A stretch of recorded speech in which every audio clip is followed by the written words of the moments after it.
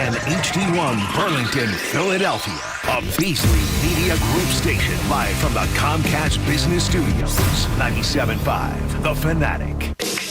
John Kincade, Andrew Salciunas. This is Kincade and Salciunas. 97.5 The Fanatic and 97.5thefanatic.com. Well, tomorrow is a monumental day. It's the beginning of mandatory minicamp. Why is it monumental? Well, it's the first time in the career of Nick Sirianni as the head coach of the Philadelphia Eagles. We talk about that, what that might mean. Phillies take 2 of 3 against the Cardinals. That's a 2-0 Chunas guarantee record. And a whole lot more. Kincade and Salciunas, 97.5 The Fanatic. This is Kincade and Salciunas. Stars in cities, especially like Philadelphia, they are always on the map, and we should expect more winning out of them. And we'll go to the Eagles and Jalen Hurts. I am a believer that your best player, I think there is also a responsibility as the team spokesperson. Kincade and Salciunas. John Kincade, Andrew Salciunas. 97.5 The Fanatic and 97.5thefanatic.com. And a good Monday morning, Philadelphia. I'm Andrew Salciunas alongside my man, John Kincade. Johnny, good morning. And a good morning to you. How are we today?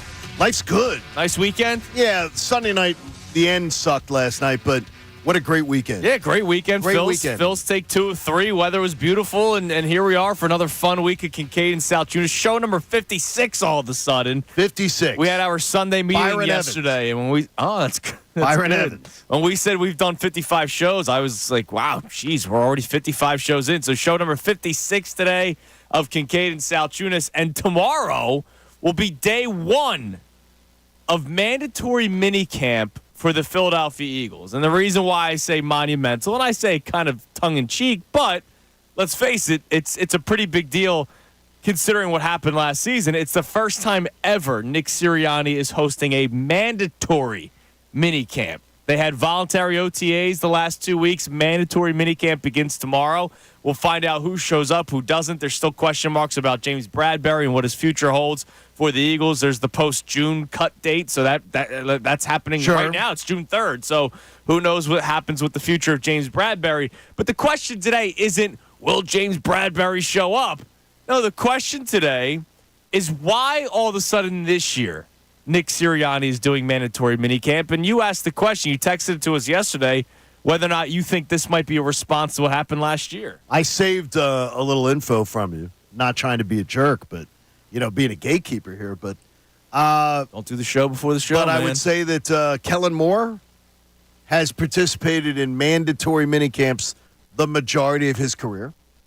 And that Vic Fangio has also had mandatory minicamps the majority of his career. Oh, is that right?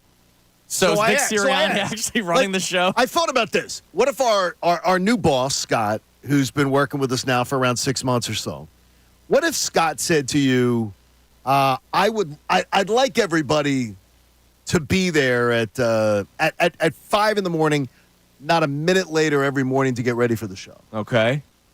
And people are like, I roll in at 5:15, 5:20. That's what we do. We've got it figured out. When new bosses come in, sometimes, now Scott did not do that to us, thankfully, but we are always here at that time. But new bosses lay down new policies. Yeah. The same boss is here, but a drastic change in policy has happened. Right. That's a drastic change. It is drastic to go from the never doing it. I don't believe in it. He even has where I don't really think we need it. These guys work hard in the offseason. And by the way, it's already been reported by multiple people that they're going to be more physical this year. And we'll see. I mean, the jury's still out. We'll find out this week. Sure. Is minicamp going to be more physical than in years past? But Nick Sirianni's been very, I'll say, high and mighty with his beliefs the first three years of his career. A little chesty for a young coach. Yeah, I think so. Like, look, not having mandatory minicamp, not really participating in preseason football really that much at all, like your starters. Every once in a while they might go out there for a series, but the week 3 dress rehearsal, that doesn't happen. He doesn't believe in that kind of stuff. And then even the way he talked about his offense last year, I remember he said it with Jeff McClain on Uncovering the Birds, his incredible podcast. Love it. That, we don't have to really change our offense. We just have to keep on getting better at what we already do. And I thought that was almost spitting in the face of every defensive coordinator in the NFL, because if you are a defensive coordinator and you hear a head coach going, yeah, the offense that we run is so good, we're just going to keep doing it. I'm going to go, all right, well, let me try to figure out how to stop it. You now put out 2 years of tape for me. Entering year 3, I might have an idea of how to stop it. Like, it almost seems like sometimes he spits in the face of defensive coordinators, of what old school approaches have been in the NFL. Andy Reid has mandatory minicamps. Andy Reid has maybe not Oklahoma drills, but still very physical camps, and they're on the borderline of a dynasty right now. One of the most physical head coaches still in the NFL. Yes. And it just they win. There's a certain level of, and I don't mean this the way it's going to sound. There's a certain level of arrogance to the way that Nick Sirianni's gone about his job.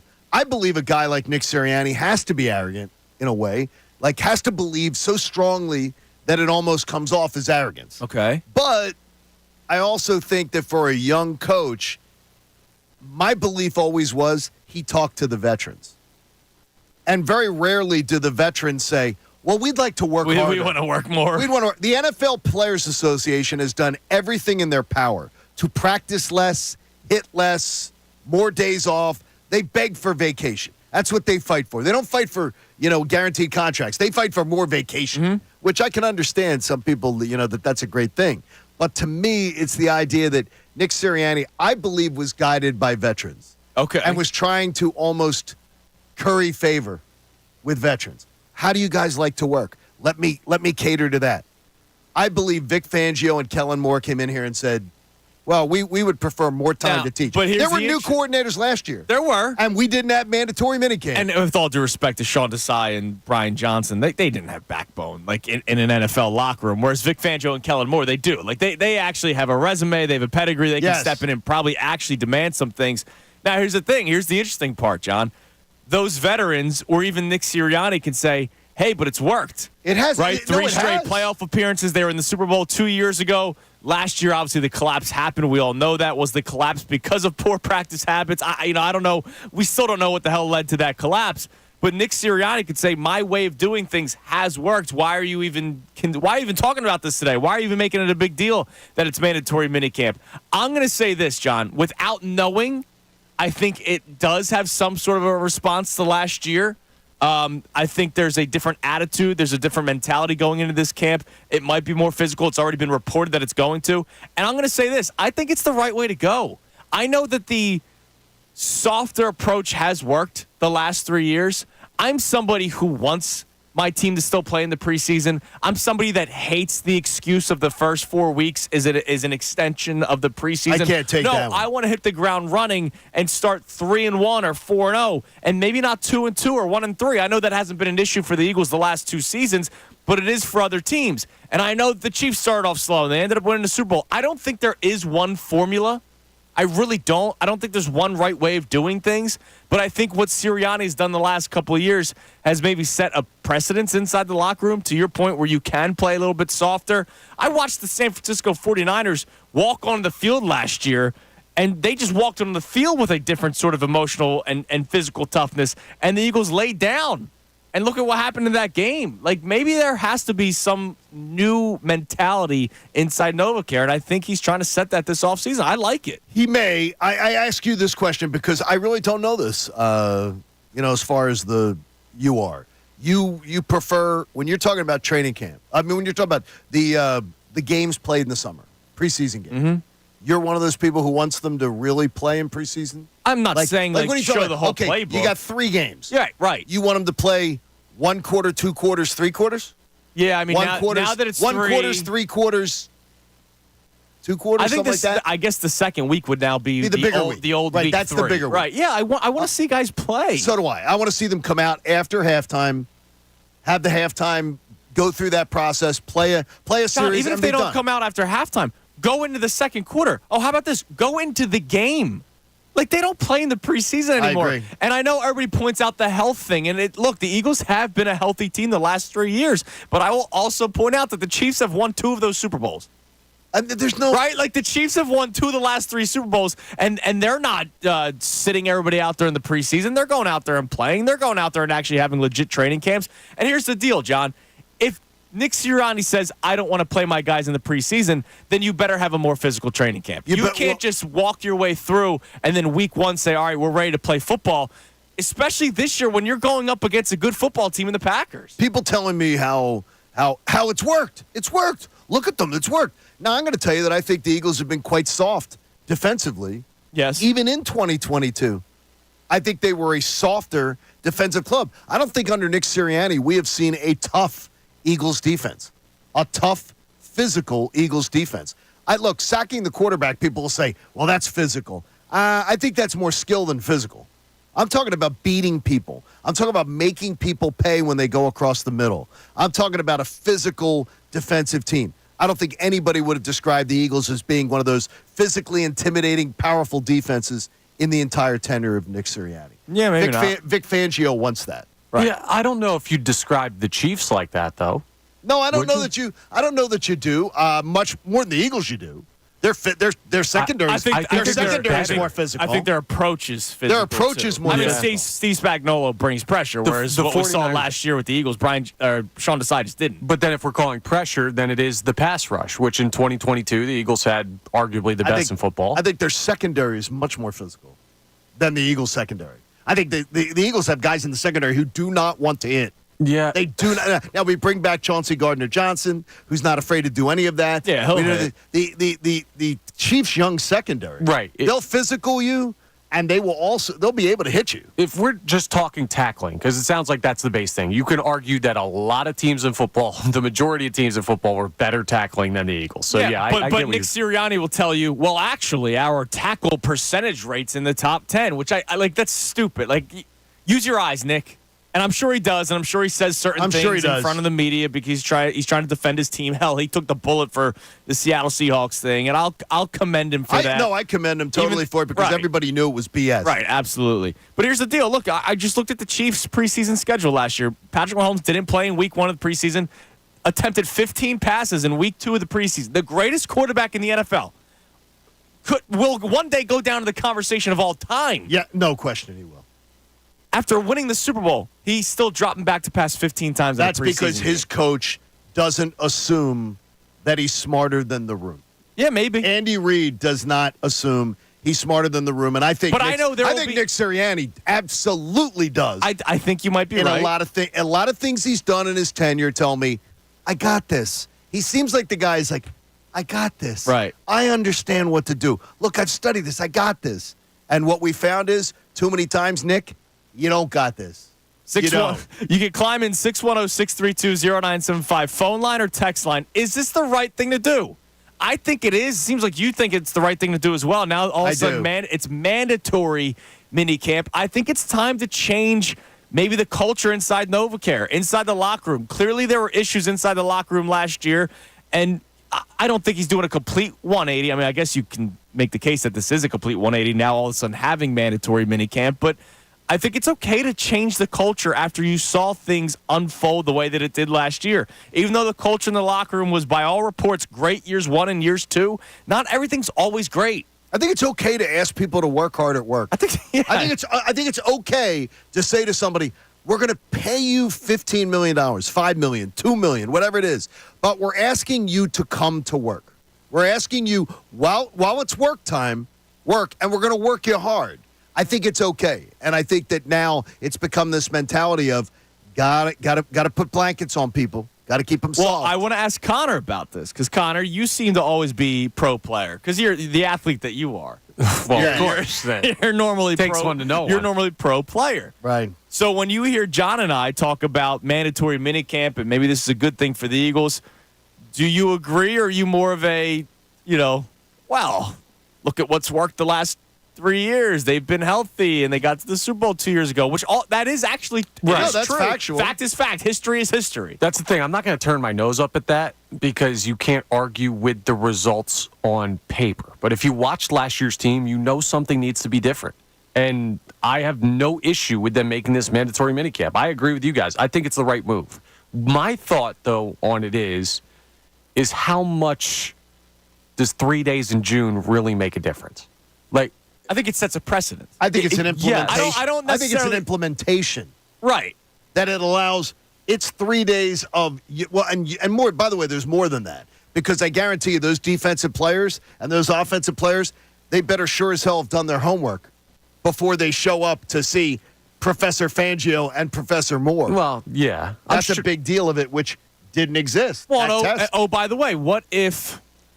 Look, I don't know if there were beefs inside the locker room last year. Maybe it's a good time to get some guys out there, hit a little bit, and if you have to have a Fight club? I'm serious. If you have a scuffle, you have a scuffle. At least it's in June and it's not in week 4, or at least it's not A.J. Brown force-feeding a escape room gathering in week 14 of a football season because you're on a mess of a stretch where you lose 3 straight games. Like I'd rather you do stuff like this. Yeah. It could be team building. Football, out of all the sports, you know that football is like the biggest one when it comes to this kind of stuff. Yeah, I largely agree with you guys. Like, I think this is needed. My thing, and we'll talk to Jeff McClayton tomorrow and Adam Schefter on Wednesday. My thing, I would love to hear from them, like, how much of a difference does this make? Because setting the tone is important. It's important. But how much of setting the tone actually makes a difference to the team on the field? Because ultimately, culture is very important. Locker room is very important. The most important thing is that guys don't have their heads up their rear end when we get to the actual regular season. Or just down. Yeah. Well, which is what the entire stretch was last year. We've heard now Kenneth Gainwell, the most recent guy. Guys weren't talking to each other. Right. Imagine a locker room period being silent. An NFL locker room being silent where guys aren't talking to each other. And we heard, though, last week to the point of when we're discussing what goes on around camp, what happened last year, that Andrew DiCecco told us flat out. He's in that locker room almost every time there's locker room availability. Yeah. It wasn't people pointing fingers at Nick Sirianni. No. It wasn't players playing whisper down the lane. So whatever the disconnect was, I truly believe it was among players and among certain coaches. Right. So maybe this is a good This could be a good culture This center, could be a good right? cleansing. All right, of so what's we would going love on. to hear from you. 610-632-0975. Eagles begin mandatory minicamp tomorrow. As a show, we all collectively say it's a good thing, but I imagine there are some people out there that go, well, you know what? The laid back approach has worked. You can't argue with the results. 3 straight playoff appearances in the Super Bowl 2 years ago, 10-1 at one point last year. They've been healthy, which they have been. What Nick Sirianni has done the last 3 years, they have been a healthy football team. And I can't argue against that. But I'm one of these guys, and I'll ask you, I understand the mentality of getting hurt in week 1 of the regular season versus week 3 of the preseason. If it's going to happen, it's going to happen. There's absolutely, again, it baffles me that people are like, well, you could get, you always hear people, I don't like it when people say, well, a guy could slip getting out of the shower. Right. I don't like that mentality either. But the idea that, by not working as hard and training as hard and putting yourself and actually going through the reps, that somehow is, well, it's better for you because then when the regular season comes, you'll be healthy. Healthiness, most injuries in the NFL have nothing to do with, pulling a muscle that maybe you didn't work hard enough. Right. It's usually something that happens in a high-speed collision that happens in a game. But they have been strangely healthy since Nick Sirianni's been They here. have been pretty good. Is it because of the lack of physicality in camp? We don't know. We don't know. No, it's what happens during games. It's the randomness of football. We don't know. We'll find out this year. No, there's nothing you could do. There's nothing you're doing in July and August that is going. I don't hey, think you can say that with certainty. They're going to have 14. Yes, you they're can. going to have 14 guys out come week 1. When I'm in a high-speed collision, when somebody takes a shot at my knee or spears me in the back or something like that. But thank God that I didn't work hard during training camp. So, yeah, everything fine. My kidney, my spleen didn't break. Right, but there are other injuries. I could make the argument that there are soft tissue injuries every week. There are some soft tissue. But sometimes the soft tissue is because of a lack of lack of work. We don't know. We don't know. By the way, there's more soft tissue injuries, to Connor's point. More guys miss games to soft tissue injuries today when we have the finest tuned athletes, when we have the biggest training staffs, I think it might be because the players work less today than they've ever worked. Could be. They practice less than they've ever practiced. They spend less time in pads than they ever have. Yet we have more players injured. Why? I don't think you're working as hard. Yeah, Flat out. We're not scientists, we're not doctors, but I think there's a logic. There's probably correlations. Enough data to go, yeah, players miss games more today than they did. Why? I think there's a question that can be answered very easily. All right, so let's hear from you. Text line, phone line, 610-632-0975. Eagles beginning mandatory minicamp tomorrow. Do you believe this is a response to last year, and do you think this is the right way to go? I say it's absolutely the right way to go. I think it's good to set a new culture in, especially as John's pointed out, new offensive coordinator, new defensive coordinator. There's things that they're going to have to learn. They are changing things drastically, it seems, at least offensively. Jalen Hurts lining up more under center, as we saw just in very, very few clips coming out of OTAs. But they're out there, and there's a history with Kellen Moore. So do you believe this is the right way to go, and do you believe this is a response to last year? Coming up next, we continue the conversation, but also we react to the Phillies weekend. A good weekend for the Phils. They take 2-3 against the Cardinals. A scare with Ranger Suarez. A scare? Scare. Jeez. Taiwan Walker, man.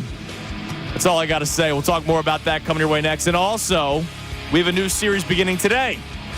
And a return of an old friend. And I'm going to beg you, and John will beg you, and I hope Connor will beg you, to not do something. It's Kincade and Salciunas, 97.5, The Fanatic. Fanatic Sports Update. The Phillies fall in extras. I'm Connor Tom.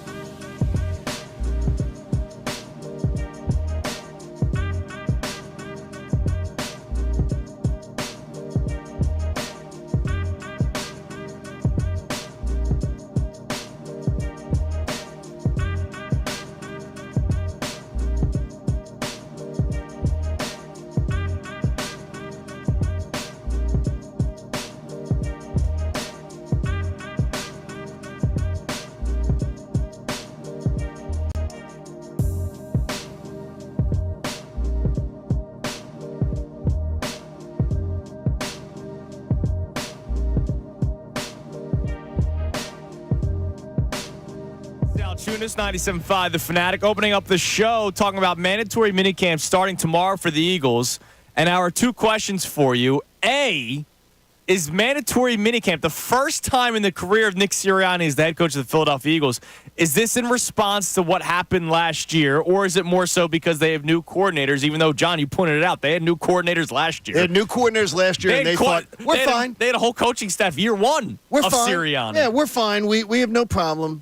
So we work hard enough. Is this in a response to what happened last season? And is this the right way to go? I say that it is. I think more so from a culture standpoint, not necessarily just hitting hard and getting those calluses. No, I'm talking about like a culture setter, which you clearly need after what happened last year inside the locker room, where Kenneth Gainwell is telling us on a podcast that they weren't even talking to each other. So I think this is the right move for Nick Sirianni to make, as somebody who's been very critical of Nick Sirianni and somebody who did not want him back as the head coach of the Eagles this year. I'll give him a thumbs up for making this decision, if it was his decision, but he's the head coach. He still has say. So Nick Sirianni, thumbs up. So we'd love to hear from you, 610-632-0975. But we also got to react to another Phillies series victory. I know yesterday sucked.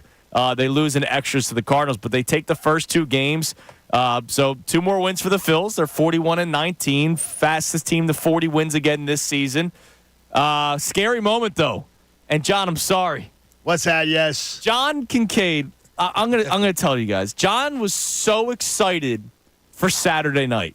He had been talking about Saturday night for like 3 weeks to a month now. So excited. And then when it kind of set up, and you could see 2 weeks down the road that Ranger Suarez would be the starting pitcher the night that you went. You took your lovely bride and your beautiful daughter, and your wife's favorite player is Ranger Suarez. And she never, in 22 years of marriage, never in her life did she say, take me to a baseball game. Like, that's awesome. Never. And she's like, she watched 9 innings last night. Right. She watched, sat there, commented, It's great. watched. It's been a total change. The last 2 Red Octobers just intoxicated the woman. Yeah. She now has her favorite players, the players that drive her crazy. She's become a full-fledged fan. And for Ranger to be pitching was a great deal. Her boy Ranger. Until the third inning, he takes a liner off the hand. His left hand, ended up, they're calling it a contusion. X-rays were negative. Yeah, X-rays were negative. And yesterday they said he showed up and was feeling good. Yeah. But they'll see how it's going But today. it's a shame that you guys had that moment to finally go to Citizens Bank Park as a family, and her favorite player's on the mound. He gets hit by a liner. I'm going to tell you this, and I'm being honest. The state troopers could show up at the door one day. Mrs. Kincade, we've got some bad news for you. The Schuylkill finally got him. And she may get less tears in her eyes than she got when Ranger Suarez was hit by a 106-mile-an-hour ball driven right up at him.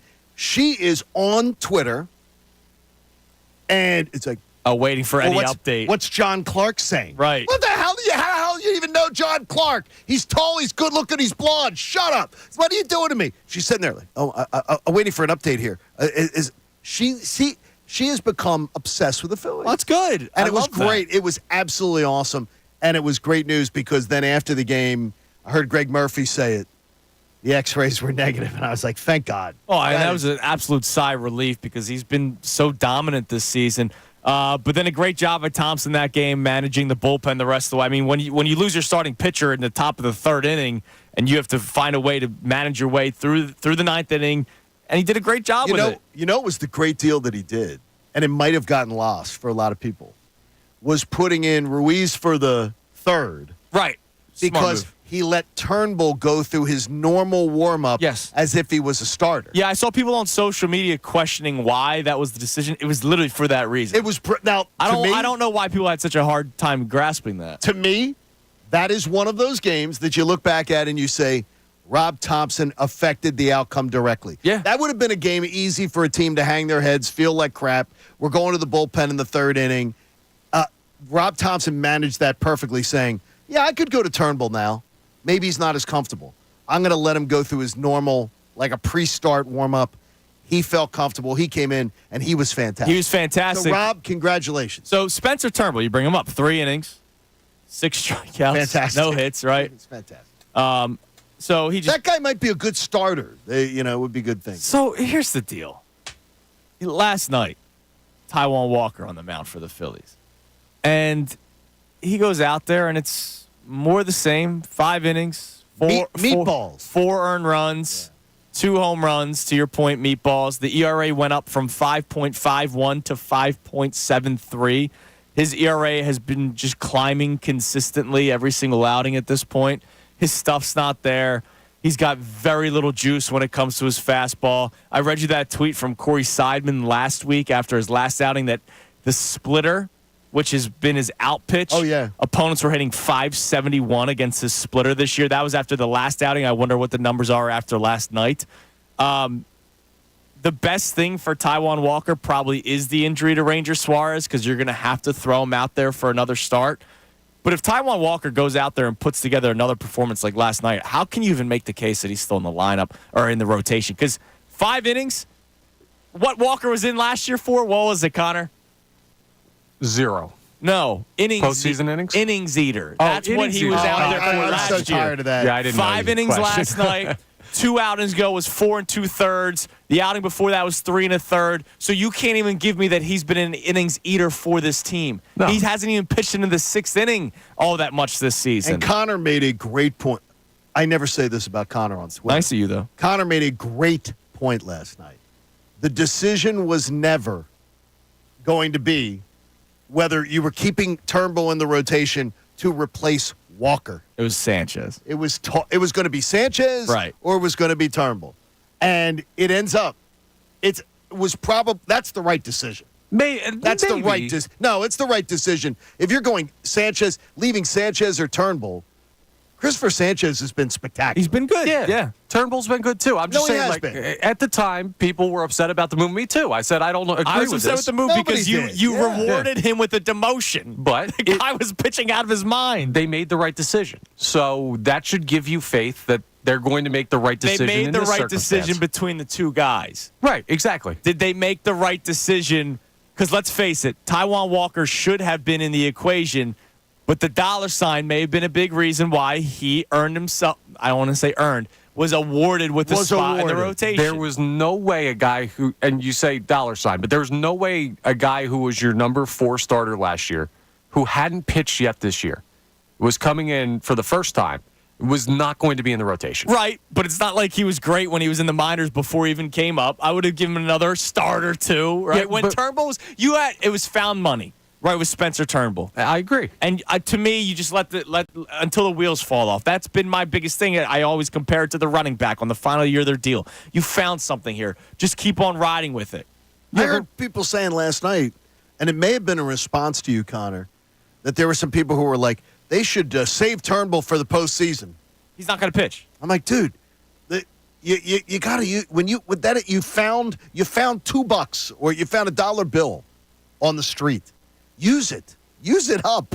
Whatever you got to do, use it up. Yeah. Worry about that. Spencer Turnbull's not going to be pitching for you in the postseason. No, he's not. It's going to be your top 3, and one of those guys will be ready in case they need to be a 4th starter. And maybe it's Sanchez piggybacked by Turnbull, right? It could be something like that where you try to get 5 innings out of those 2 guys, and then you go to your bullpen. But I mean, for now, I need guys that are actually going to give you quality starts, guys that are going to go out there and actually eat innings, which that's what Taiwan Walker's supposed to be. He's not even doing that. No, he's I mean, not. honestly, dude, if his next start is the same, it should be done. Like there's nothing to defend Taiwan Walker right now. If it were up to me, if I was managing the Phillies, it's a good thing I'm not, but he would not be making the start in London on Sunday. Right. That would be Spencer Turnbull. You have time the to get him luckiest worked thing out. for him was the Ranger Suarez injury. Right. Because now you have to you have to move some things around. I have a feeling that what we're going to see is Spencer Turnbull and Taiwan Walker pitching in England.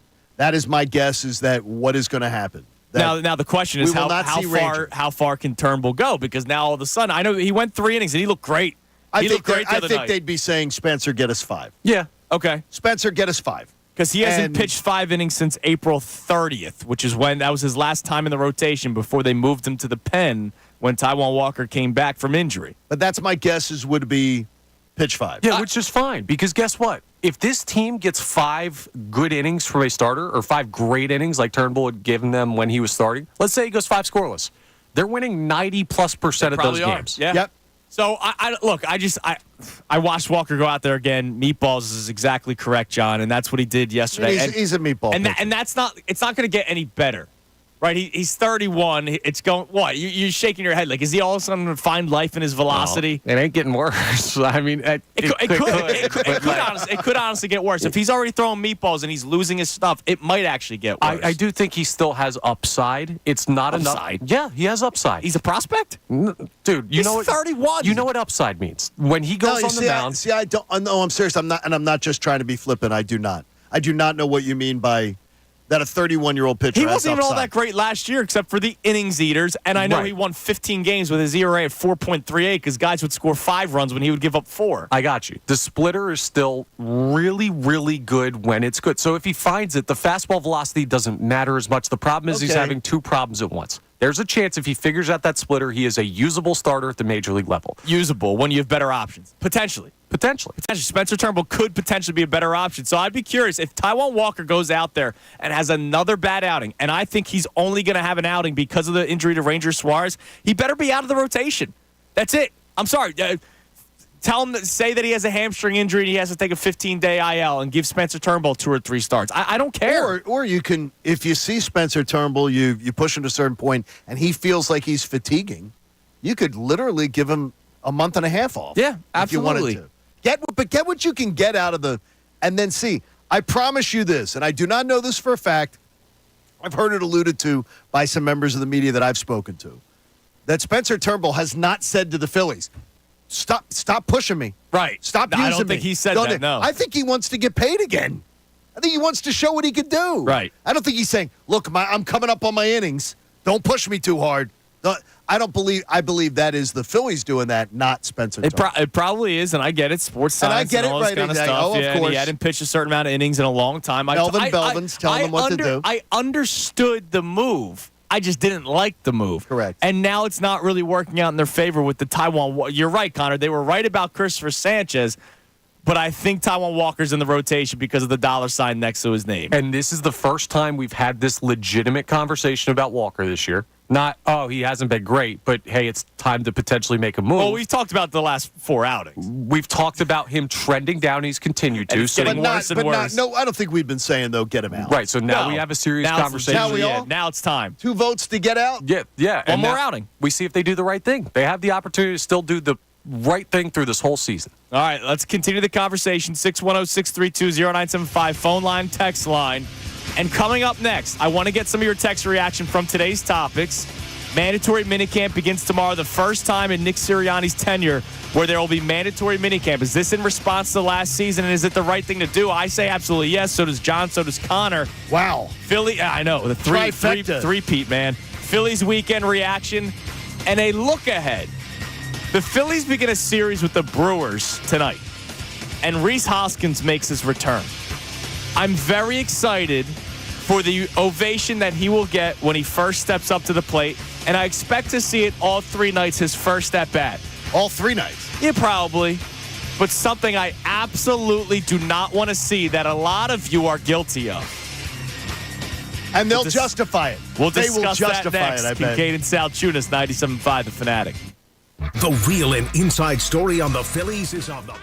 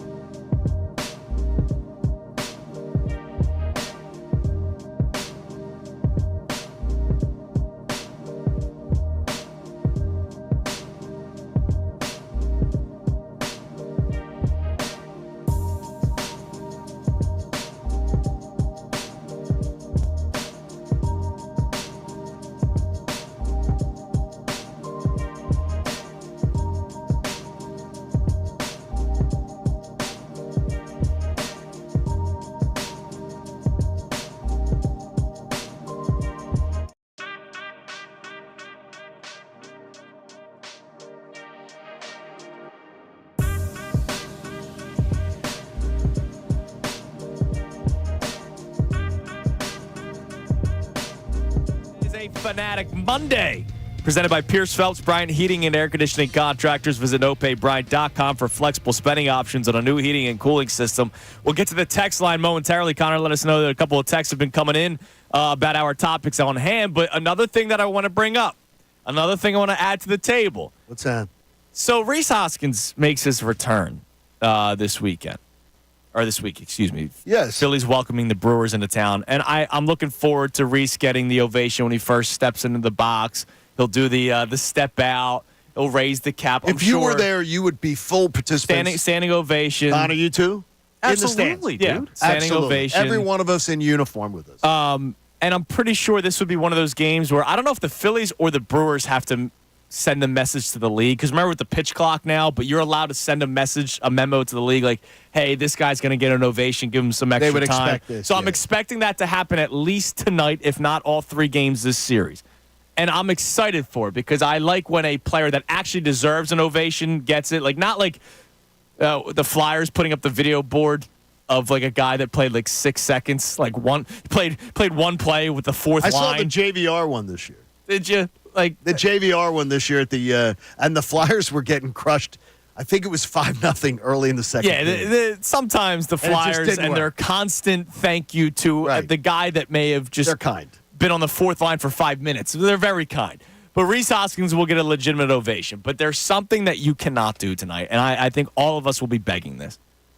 If Rhys Hoskins does something for the Brewers that negatively impacts the Phillies, I don't know why I have to do this, but I saw it with Chase Utley. You have to do it. Do not cheer for him.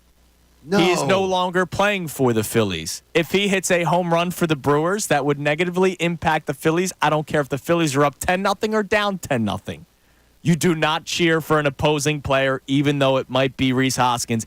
And the reason why I am making the case for this one is because he is a homegrown player, and we always have extra attachment to homegrown players who have had success. And that's why Chase Utley got the ovation that he got for hitting a freaking grand slam against the Phillies. I can't believe you have to articulate it because, again, this is when we talk about differences in the fan base over the years.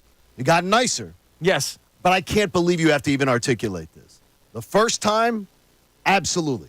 I'm not even with you on Tuesday night and Wednesday night. I only do The because ovation, like a standing ovation. yeah, but to not start the game? everybody that's going tonight will be there tomorrow. Okay, I get your point. Like if you're a little season bit. ticket holder and you go to all 3 games, all right, you do the first day and then you don't do games 2 and 3. But like if you're going to game 3 of the series, you bought Okay. tickets, you knew that like game 3 is a 4:00 game. to see Rhys. You wanted to go see Rhys on the 4:00 game, so you're going to give him the standing ovation. That's cool. But I can't believe you would have to even say it.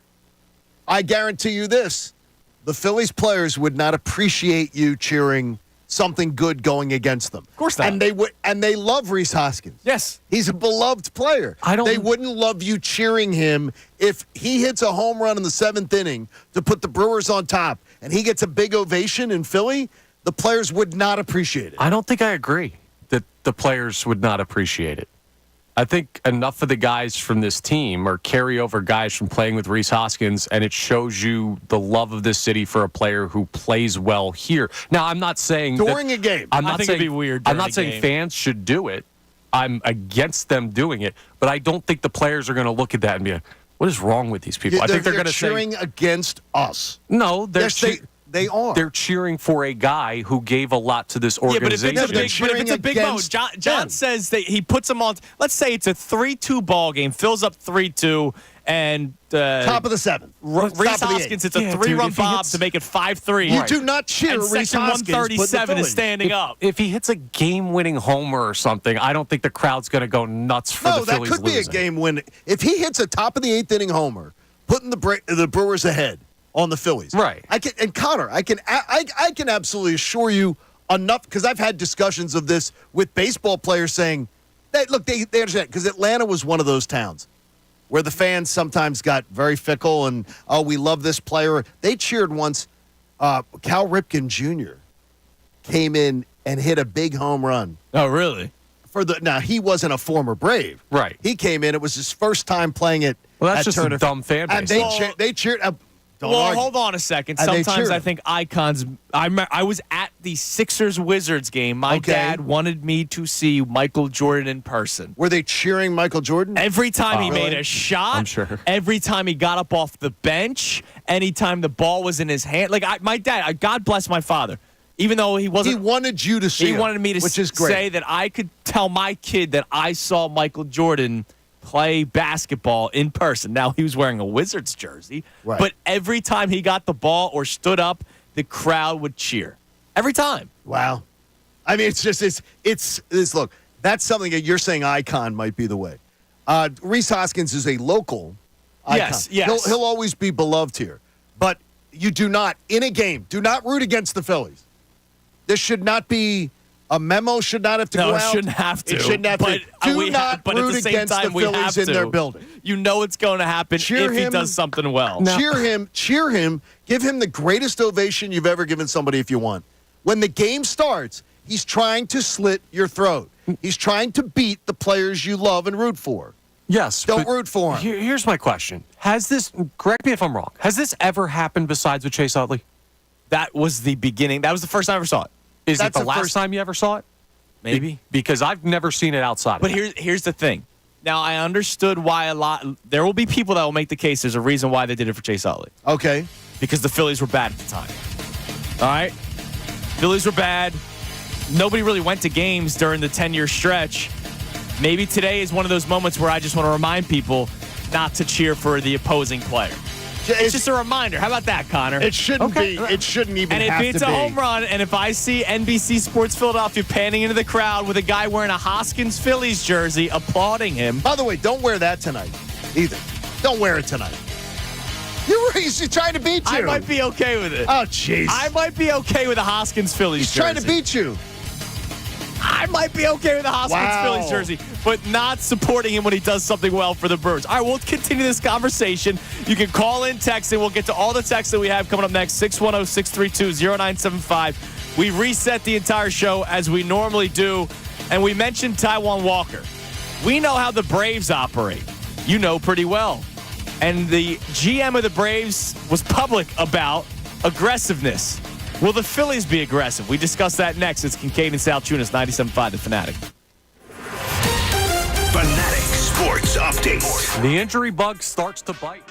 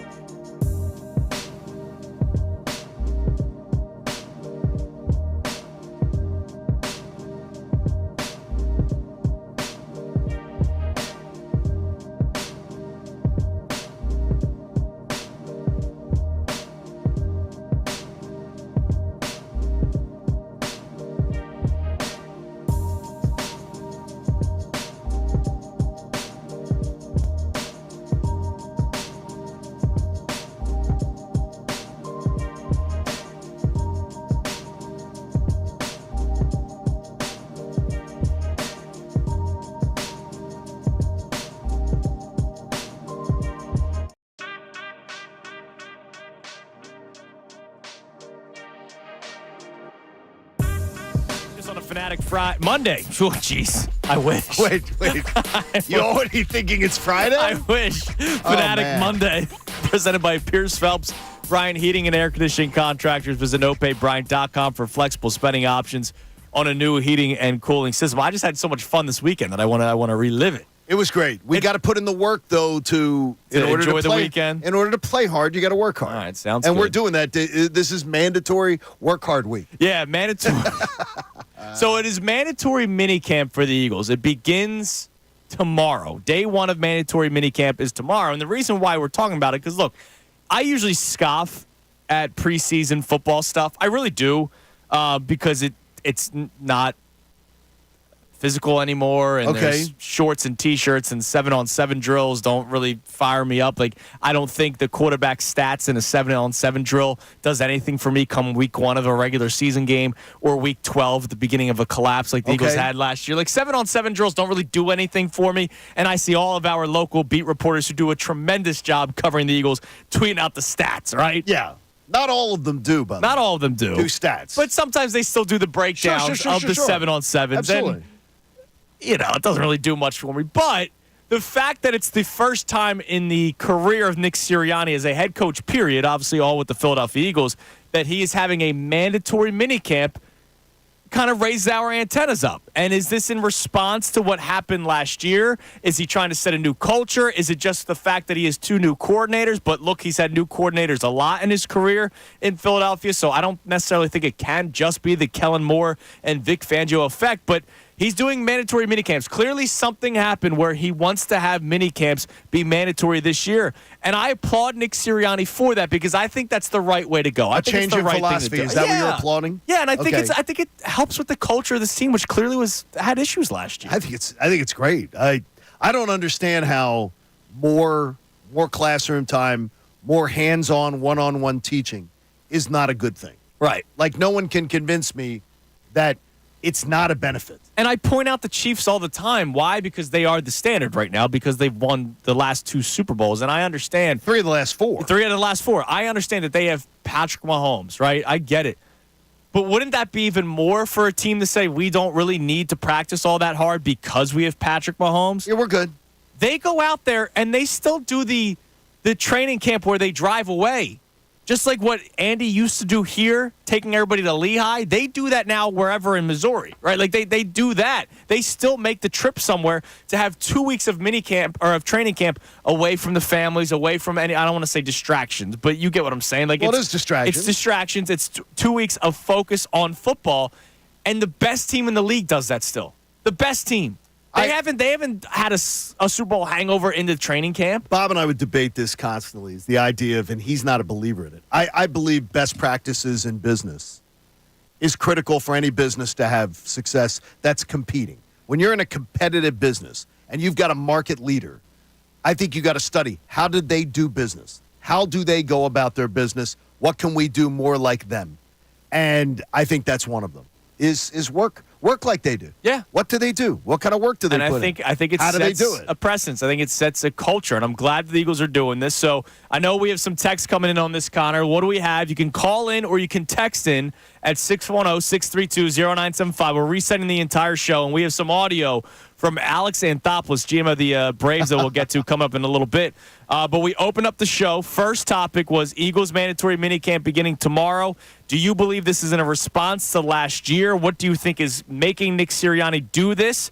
And is this the right way to go about it? What do we got in the text line, Connor? Yeah, Blaine in Kentucky checks in, says, I love what this move to make it mandatory shows. To me, 2 things. 1, Sirianni is willing to make changes and go against the norm because of the collapse at the end of last year. 2, in my eyes, it shows this team they need to earn time off after the collapse at the end of last year. They don't deserve to have this extra time be voluntary when you finish a year like they did. I like that. And I love that. That sounds so harsh. They have to earn their time off. It sounds so harsh nowadays. NFL players get more time off than they've ever gotten. Yes. And they get more time off in the last 2 years than they've ever gotten. They collectively bargain for more vacation. Hey, God, whatever you want to fight for. But whenever you hear an NFL player say to you, we don't have guaranteed contracts, it's because they've never fought for them. Right. What do they fight for when they have a collective bargaining? Extra time off. More time off. Which, by the way, might be beneficial. We don't know. That's what they want. Right, but it could be beneficial to their That is it. bodies, which is, look, we know how bad it's getting. There's more and more information coming out because players are stronger on both sides of the ball. They're getting faster. Hits are being more impactful. I know every single couple of years they try to make improvements to helmets and to pads, but guys just keep on getting strong. I mean, Jalen Hurts, for crying out loud, is a quarterback who squats 600 pounds, right? There's going to be a quarterback in a year or two that's going to be squatting 800 pounds. Like, that's just the way the people's bodies are developing these days. I don't have those abilities. Like, you can't squat 600? No, I can't squat 600. Dude, you wouldn't be here working with me. Yeah, you're probably right. What are you putting up now? Like a light 115? I don't even know the last time I did a squat other than picking up Cooper's like toys, if I'm being completely honest with you. And you usually pull a muscle doing that. Yeah, exactly. So I'm glad that Blaine is saying that on our text line. I would like to hear from more of you. 610-632-0975. Do you believe this is the right way to go for the Eagles to start doing mandatory minicamps? By all reports, it's going to be more physical this offseason for the Eagles, even though the last 3 years they've been in the playoffs and they've been relatively healthy. And I would say to you, too, when people tell me, and I had a gentleman here, Alan, on the DM saying, well, you got to admit one thing you guys are leaving out. It's worked. I'm going to tell you this. Nobody thought they were winning a playoff game in 21 when they made it. The COVID crazy year, the first year. I didn't think they should have made the playoffs. I still give Nick Sirianni credit for doing it and his team. And nobody thought they were winning. The majority of people did not think they were winning last year in Tampa in that monumental collapse. Right. So 2 out of 3 playoff Two out of 3 playoff appearances, I would tend to use the term fugazi. But the other one, they started every single starter healthy in the Super Bowl, which is enough to kind of turn the tide the other way for me. And that is as what I would say to you is there's a thing that many people don't acknowledge it. It's called luck. Now, if you could. It's called luck. Who is this person's name on that? Alan. Can you DM Alan and ask exactly what he means by it worked? Is it worked? I think he means 3 playoff appearances, but okay. I won't. Or it could be the health portion of it, which you can't argue the fact that they have been healthy the last 3 years. I mean, that's my biggest thing. Like, I feel like sometimes I sound like a moron going up. You do. Disputing Sirianni's methods, but ultimately it has worked when it comes to health. They have been one of the more healthy teams in the NFL each of the last 3 seasons. Like, that has actually been true. But has it actually worked in terms of making tackles? I don't know. In terms of having play design, in terms of I mean, A.J. Brown has pointed out those bubble screens. He himself has pointed out, if we were in the right position on certain blocks, we would have scored a touchdown on that play. Well, how come they weren't in the right position? Was it because of a lack of practice, or was it because teams just knew exactly what you were running every other play? They were as predictable as you could get. Yeah, I agree with that as well. And you talk about the game being out there at Barnaby's in Westchester. Oh, yeah. Calling plays. I said it before. I was literally with Pat Egan going, here, watch this. And that's a problem when you can call plays. Radio guy, right? Fake football guy now. Like, I should not be able to like literally see it on alignment. And say, go, there it is. And like when Christian McCaffrey, remember when Christian McCaffrey did that on the Manning cast? Like, that's bad. When guys can point it out, like, what do you think defensive coordinators, and oh, by the way, the defensive players who've been studying film all week leading up to a matchup. Seen this. Yeah, exactly. It's horrible. Well, maybe if they had done 3 more days of mandatory minicamp last year, they would have been better Connor. at running the bubble screen. You never know. 20 more bubble screens. How about no, Connor, add to that, how about the least team practicing in pads? How about the least amount of practice? You're right. It was a culmination of soft. I agree. Well, yes, but it was also a culmination of the coaches had no idea what they were doing. That might be it, too. There are other factors. They could not tackle last year, but there are other factors why they weren't good. Okay, Alan says, I'm 40. He responds. He said, by the way, great show. I'm not trying to mock you guys. Thank you, Alan. He goes, I'm 49 years old. I can count on 1 or 2 fingers, hands, I'm saying, that the amount of times the Eagles have made the playoffs 3 consecutive years. Okay. He said, so in any way, no matter how it happened, I would count it as a And then I'll just respond with, well, Andy Reid is one of the most successful coaches in the history of the NFL, and he still does his old practices of physicality, going on the road, playing his star quarterback, the star quarterback. When we do the tiers, the guy that's on a tier he's not even on a tier. He's on whatever's above a tier. He's above that. Patrick Mahomes still plays in the preseason. So is it Andy Reid's strategy that works? Is it Nick Sirianni's strategy that works? I don't know what ends up being the number one thing that works, but all I know is it's still working for Kansas City, and they have some of the best players and some of the most, Andy Reid has some of the most biggest trophy cases there is, and he keeps doing things the way that he believes is the right way. Again, I'm just going to tell you, I think that I think the move away from hard work, the move away from practicing more, working hard, I think even in the workplace, I think it shows. It does. Reflects. It does. All right, so we'd love to hear from you, 610-632-0975. Also on the Phillies, we reacted to a good weekend for the Phillies, but yesterday, another outing for Taiwan Walker, 5 innings, 5 hits, 3 walks, 4 earned runs, 2 home runs allowed, only struck out 5, walked 3. This is something that I pointed out last time, too. He struck out 5, but walked 3. His outing before that, struck out 4, walked 2. The outing before that, struck out 5, walked 4. So it's not like he's going out there and striking out 10 and only walking 1, but he's giving up hits, and you go, all right, maybe some guys are lucking into home runs here. No, he's not even been around the zone all that well. His last name isn't Strikeouter. Okay. That doesn't mean anything to me, Connor. That joke means absolutely nothing. Come on. You know what that joke does? Give me one. It does just as much as him still being in the rotation. Okay. Bad. It's a good dad joke. Hey, It's a good that dad wasn't joke, that though. bad. Like Taiwan Walker. That's a dad joke. Taiwan Walker, one more outing, and if it looks like it has, every single time out except for his third start against the Marlins, where he allowed only 1 earned run, but, oh, by the way, gave up 8 hits, so he's still giving up a lot of hits. If I see another outing like that, his ass should not be in the rotation anymore. What do you think of what they said on the broadcast last night, which, by the way, very busy broadcast. Mm-hmm. Like, so much stuff going on in that broadcast. And so many graphics and so many voices. It was a little tiresome to me. They went overboard on, if any team can afford to have Walker as their 5th start, it's the Phillies. And they pointed out the fact that talking to people around the Phillies, the record being reflective as it is, they feel they have time. Okay. To let him round into shape. Much like, and I don't want to draw the parallel, but it sounded to me like the Nick Castellanos argument. I got you. We have time. We can afford, when you're 41-19, we can afford to let him round into shape. But here's the deal. Not many teams that have a struggling Taiwan Walker or a struggling 5th starter or 4th starter that's getting paid a lot of money. Like a 6 ERA. Also has an option in the bullpen that at one point this year was putting up top league numbers. Like at one point his whip was like 3rd in the league, and that's Spencer Turnbull, and they awarded him with the demotion until they removed him from the rotation. His numbers were ridiculous. But it's great that they say that on the broadcast, that there's time for Taiwan Walker to maybe get back into shape.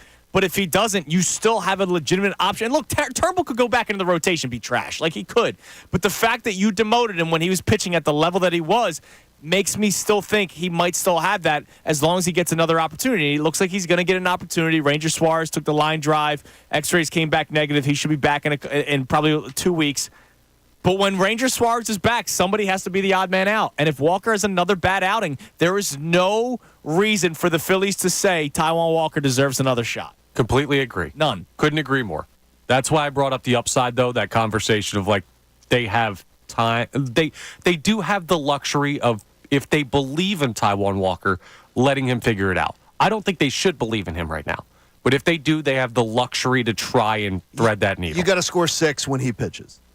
Right. The offense knows you must score 6. He's the guy his ERA is trending to 6. It's almost rounded up 5.73. So, I mean, it's 6. You have to score 6 to even have a shot. Yeah. When he starts. That sucks. That's horrible. That sucks. And yesterday, I had people arguing with me on Twitter last night because I said, no matter what the Phillies' record is, Walker's a problem. Yes. And people arguing with me going, winning teams don't worry about their 5th starter.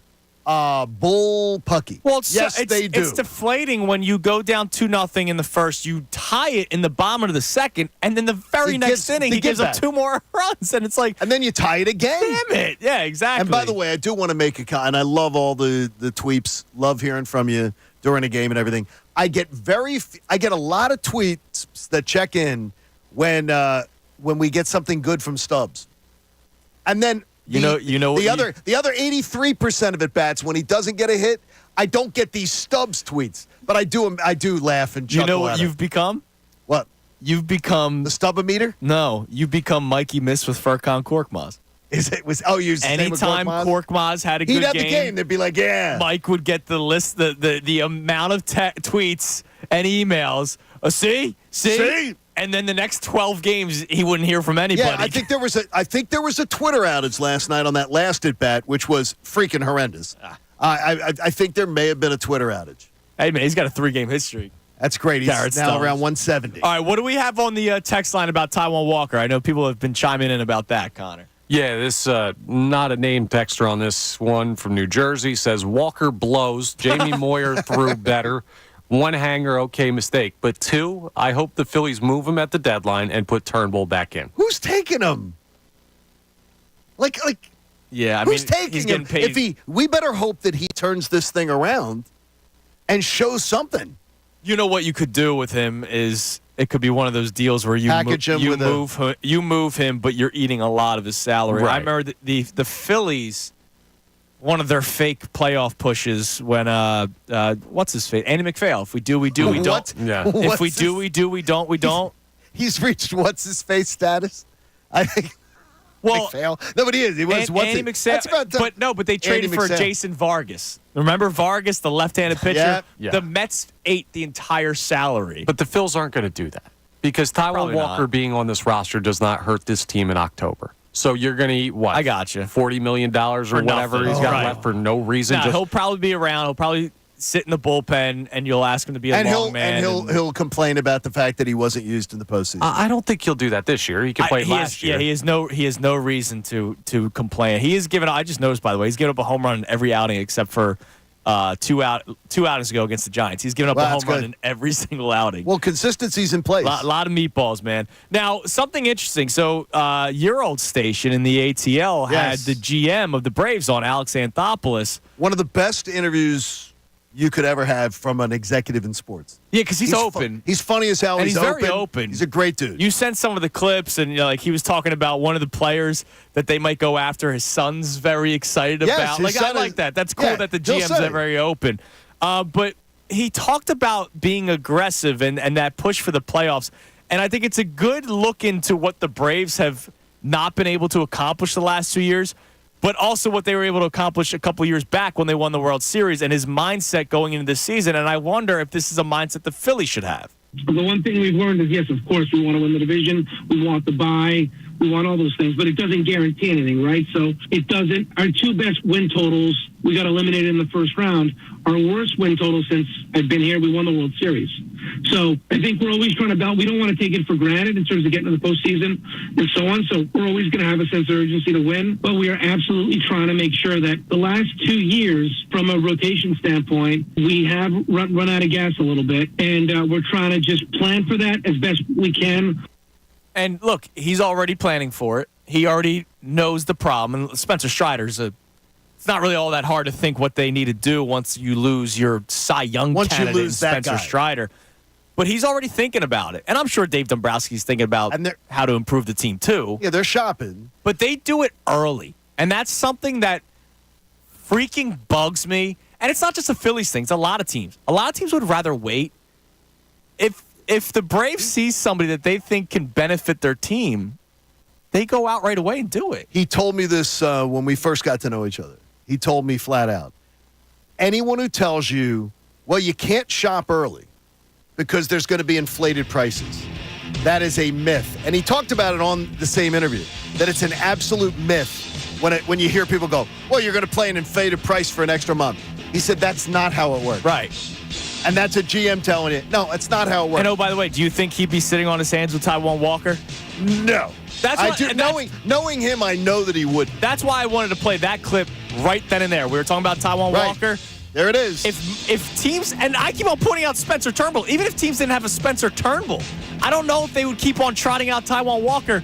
Not teams like the Athletics or teams like the Mets right now who are in shambles. I'm talking about a team that's going to be one of the top teams in baseball come the end of the season. Many teams wouldn't sit on their hands on a guy that's pitching as poorly, and it's not like he's running into bad luck. He's losing his stuff. It should be addressed.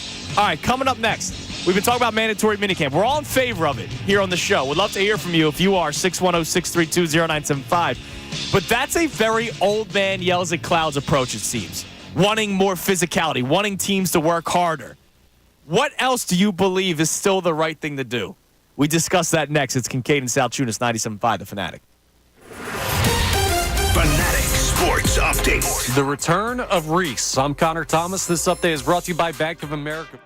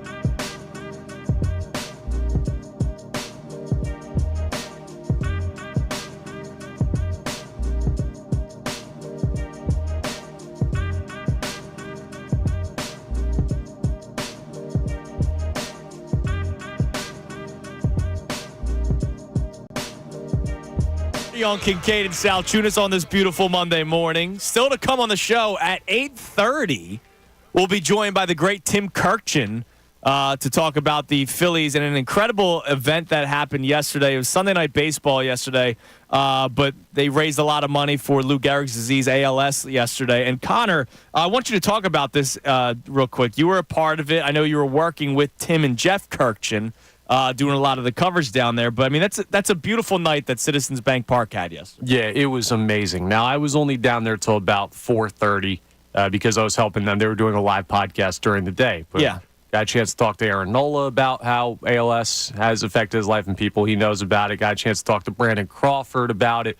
Talked to a bunch of people from around the league. Just the amount of people affected by this disease, not just in baseball, but around the country, around the world, is heavy. And the impact the money raised can have, and we talked to a bunch of people about where this money goes. It's an amazing thing. And it's crazy how long it took for baseball to actually have, like, Lou Gehrig Day and celebrate it in this way and raise money this way. But since they've started it, it's been a huge, huge asset to fighting that disease. $750,000 in one team's Raised. focused effort. Yeah. That's Amazing. That's fantastic. Yeah, so a beautiful day. Cool that you were a part of it yesterday, Connor, and good job getting Tim on the show. Yeah. Tim Kurkjian will be joining us in about an Tim's hour. Look awesome. at he's even working on Sundays, ladies and gentlemen. Anyone that calls Connor Thomas lazy is just straight up wrong. Well, I'm tired of hearing you say it. Well, I'm glad to see you've changed your tune. Glad That's okay. I'll glad win he- you over Now, he soon. did not want mandatory, like, something like when we came in, Right. setting up a very hard work ethic and schedule and everything, and Connor, being new age, was like, well, he didn't want hey, mandatory we don't have to work. work. We don't have to, like, mandatory meetings and everything like that. We're like, Connor, come on. I think I'm the only guy on these mics right now without a vacation so far in this program. But good. go That's ahead. good. That's good work. Actually, have I taken a vacation? You had a day Yes, you off. have. I had a day off You went for- away. You went away in 2 weeks before I did.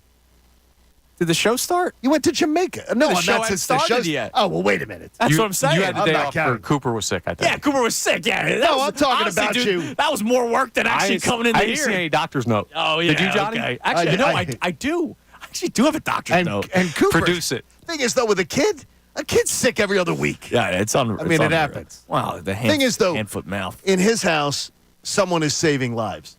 And it ain't It's me. Andrew. It's me. It's not Andrew. Every single day, people wake up and say, you know what? Today's another day to keep going. I'm going to listen to Kincade and Salciunas, 97.5 The Fanatic. All right, give us a couple of texts, Connor. Do we have anything else coming in on the Eagles and the mandatory minicamp? Nick Sirianni is doing a mandatory minicamp, first time in his career as the head coach of the Philadelphia Eagles. The question that we have, is this in response to the collapse last year, yes or no? Is that what you believe it is? And also, do you like it? I think this is the right approach, even though it's considered old school. And in this segment, we're going to give some other old school things that we believe are still good in sports. What do you got, Connor? Ryan in Cherry Hill checks in and says, I think changes are being made simply because Nick Sirianni's job is on the line. Okay, so he believes a reaction Interesting. to, I'm under the crucible of pressure. Like, I don't want to do this, but I feel like I have to if I'm going to keep my job, so I'm doing Now, it. here's my one question. And what was his name on the text It line? was Ryan. To Ryan. And you guys as well. You know how involved Howie and Jeff Lurie are. They've okayed the last 3 years of no mandatory minicamp. They have. Yeah, Did they have. push for a mandatory minicamp? Have they been They're very in on analytics and health sports science, which I think is a great thing. Are they a part of this decision to have mandatory minicamp? I think it's the new coordinators. I'm convinced it's Kellen Moore, it's Vic Right, Fangio. but what I'm asking, if Vic goes to Howie, hey, yes, I need a mandatory minicamp. Does Done. Howie go, hey, Done. Nick, we need to have mandatory minicamp? Yeah, I believe Vic Fangio is absolutely. Is Vic's voice weighted heavier than Nick Sirianni's, do you think? Not yet, but I think it could be during the season. I think they literally went after. They tried to say, we're going to give Vic what he wants. We're gonna kinda cater. seems We're like gonna that. cater to him to get him in here. Look at the draft. Yeah, Look at the first 3 picks. It was all defense. because I also think, and it was somebody spun this to me, that in case it's their story, I won't say, part of the Eagles press corps, saying to me that they thought the taking of all these young players on defense was also is, do they have 2 or 3 years of Vic Fangio?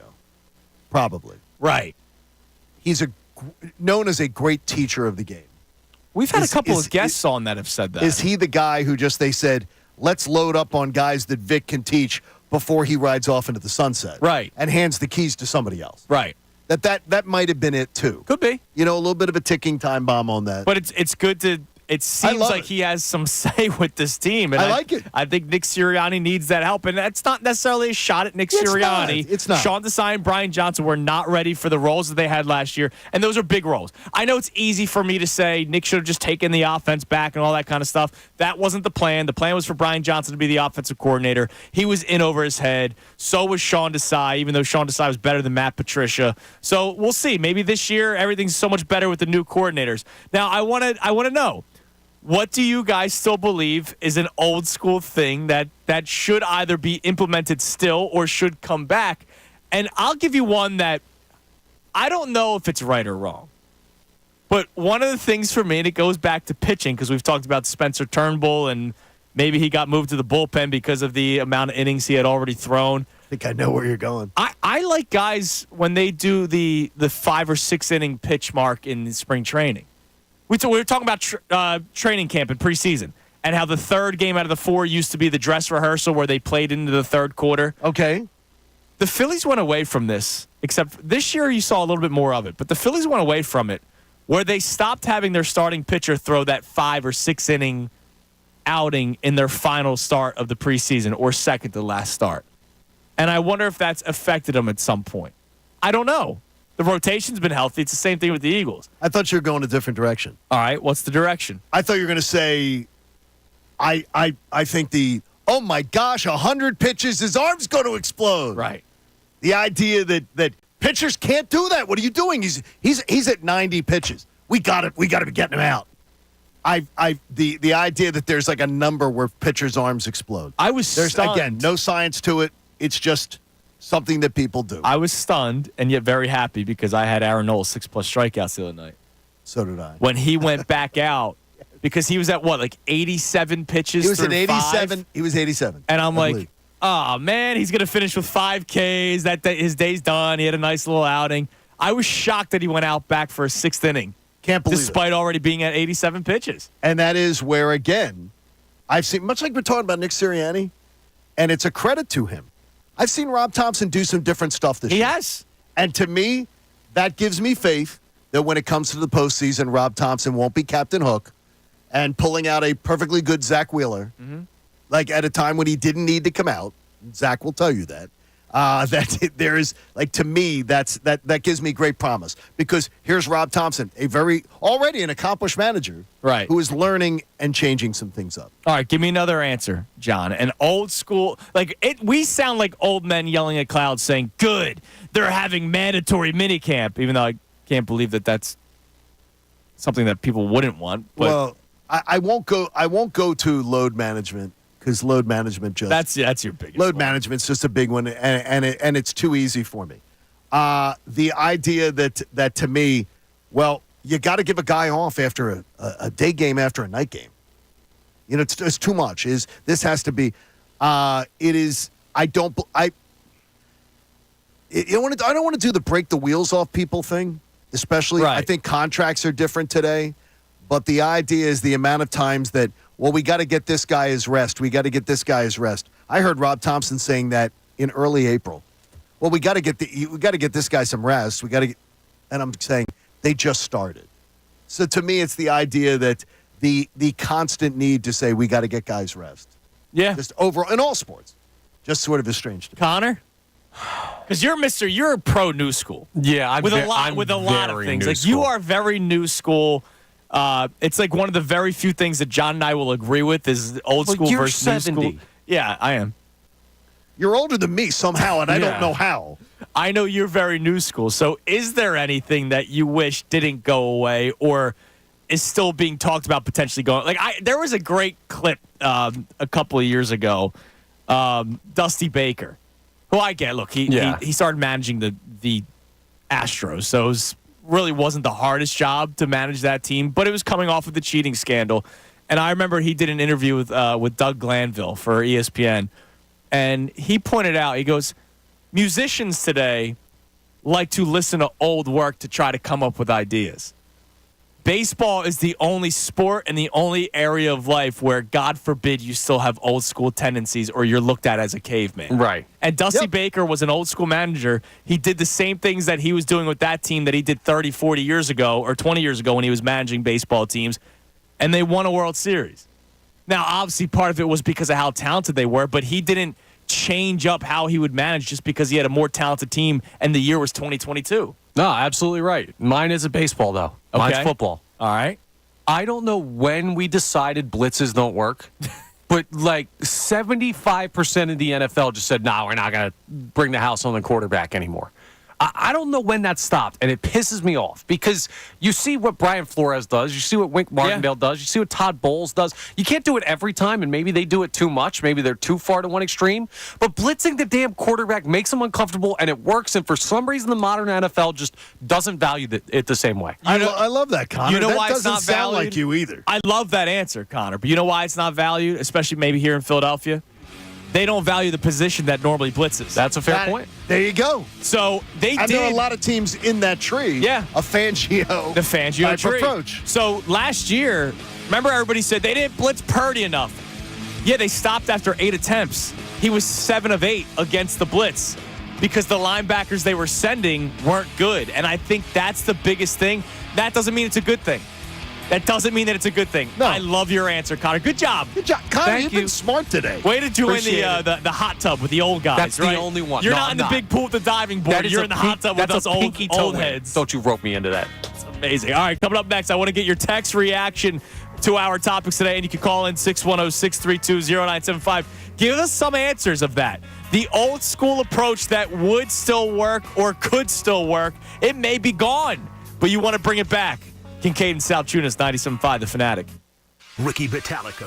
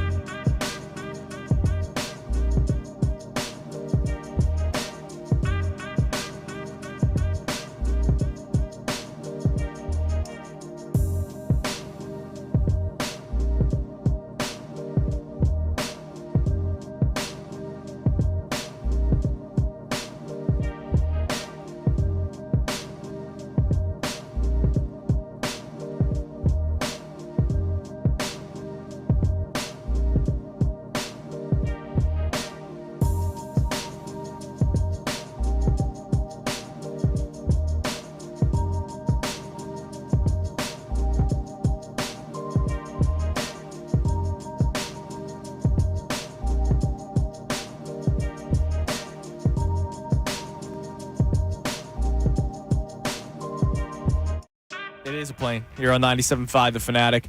We're going to get to the text line coming up in a second, but here's what we're talking about today. Eagles begin mandatory minicamp tomorrow. Is this in a response to last year, and is this the right way to go? I say absolutely right way to go. John says right way. Connor says right way. It's a pigs have flown. The show is all agreed on something. That's wild. Especially for Connor. Like, this is a big day for Connor because this is working harder and doing more. Like, Connor is anti-hustle down the first baseline in specific moments of games. You notice Mason Wynn, the fastest guy on their team, jogging to first base yesterday as a rookie? Yeah, it's a problem. Yeah, that literally everybody does. Yeah, but it should be pointed out. Okay. And I hope his manager pointed that out, even though I hate the Cardinals manager. By the but way, did you see I hope he pointed it out. Did you see Arenado having to go over and talk to him at the one play? Yeah. After that, he's just like, dude, you should have come to me. Well, he was asking a question. I don't think he was asking a question. It seemed like that was not a guarantee of like, okay, you're going to get. Arenado was going back to the bag from playing up. It was going to be kind of tight, and you're not going to get two. I think he was just kind of like, hey, what are you thinking there? Could we have gotten two? He was like, I didn't think so. Okay, next time, keep a lookout. That's what I think that is. Well, sprint down the first baseline, bro. Yeah.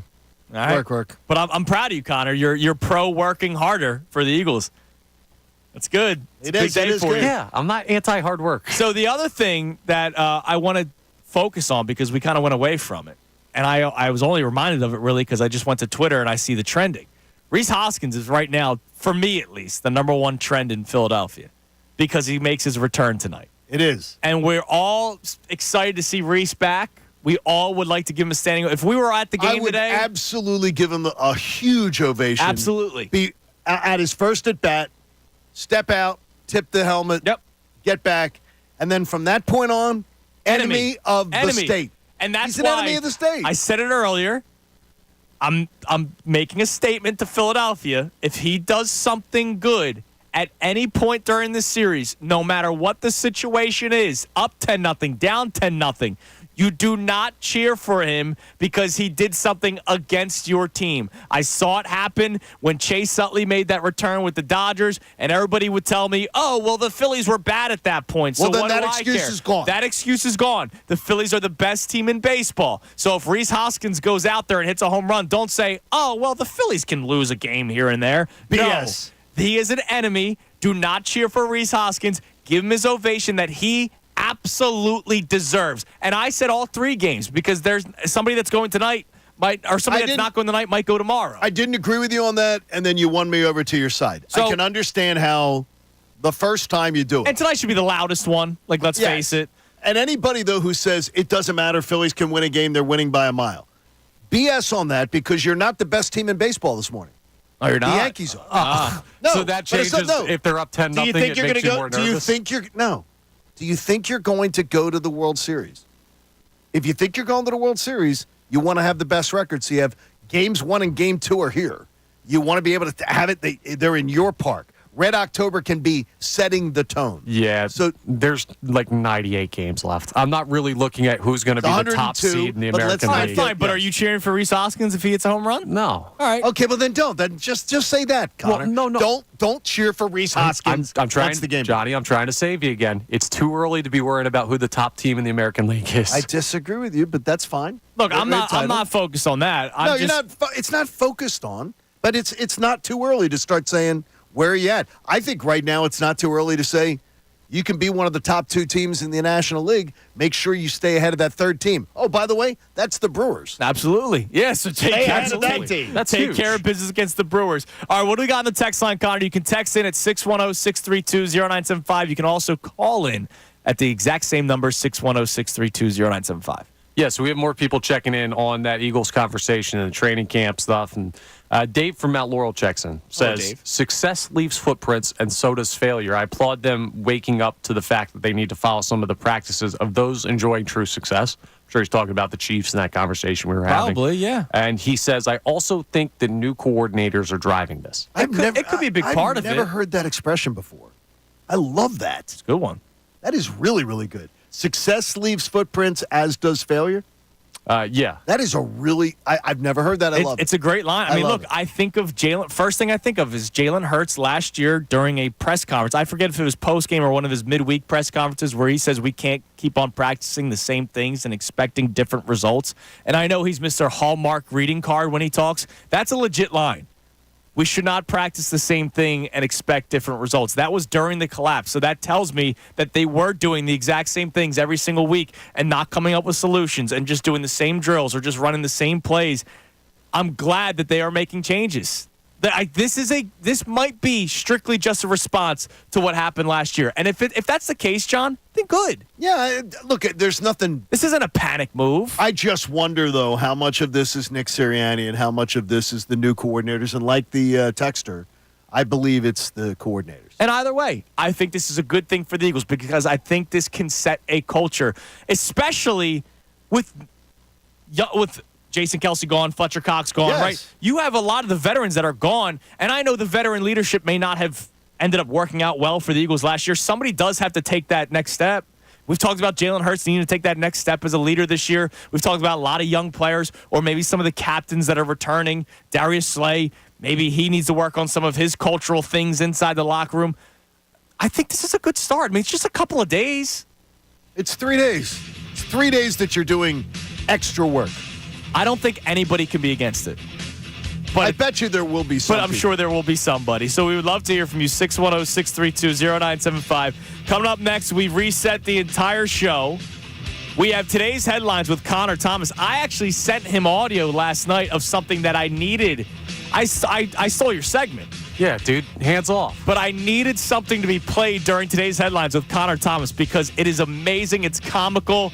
I also still don't know if I'd want to fight this guy or not, but incredible audio from the world of baseball yesterday that you'll hear during today's headlines. And also, after today's headlines, we might get some major news this week about the Eagles.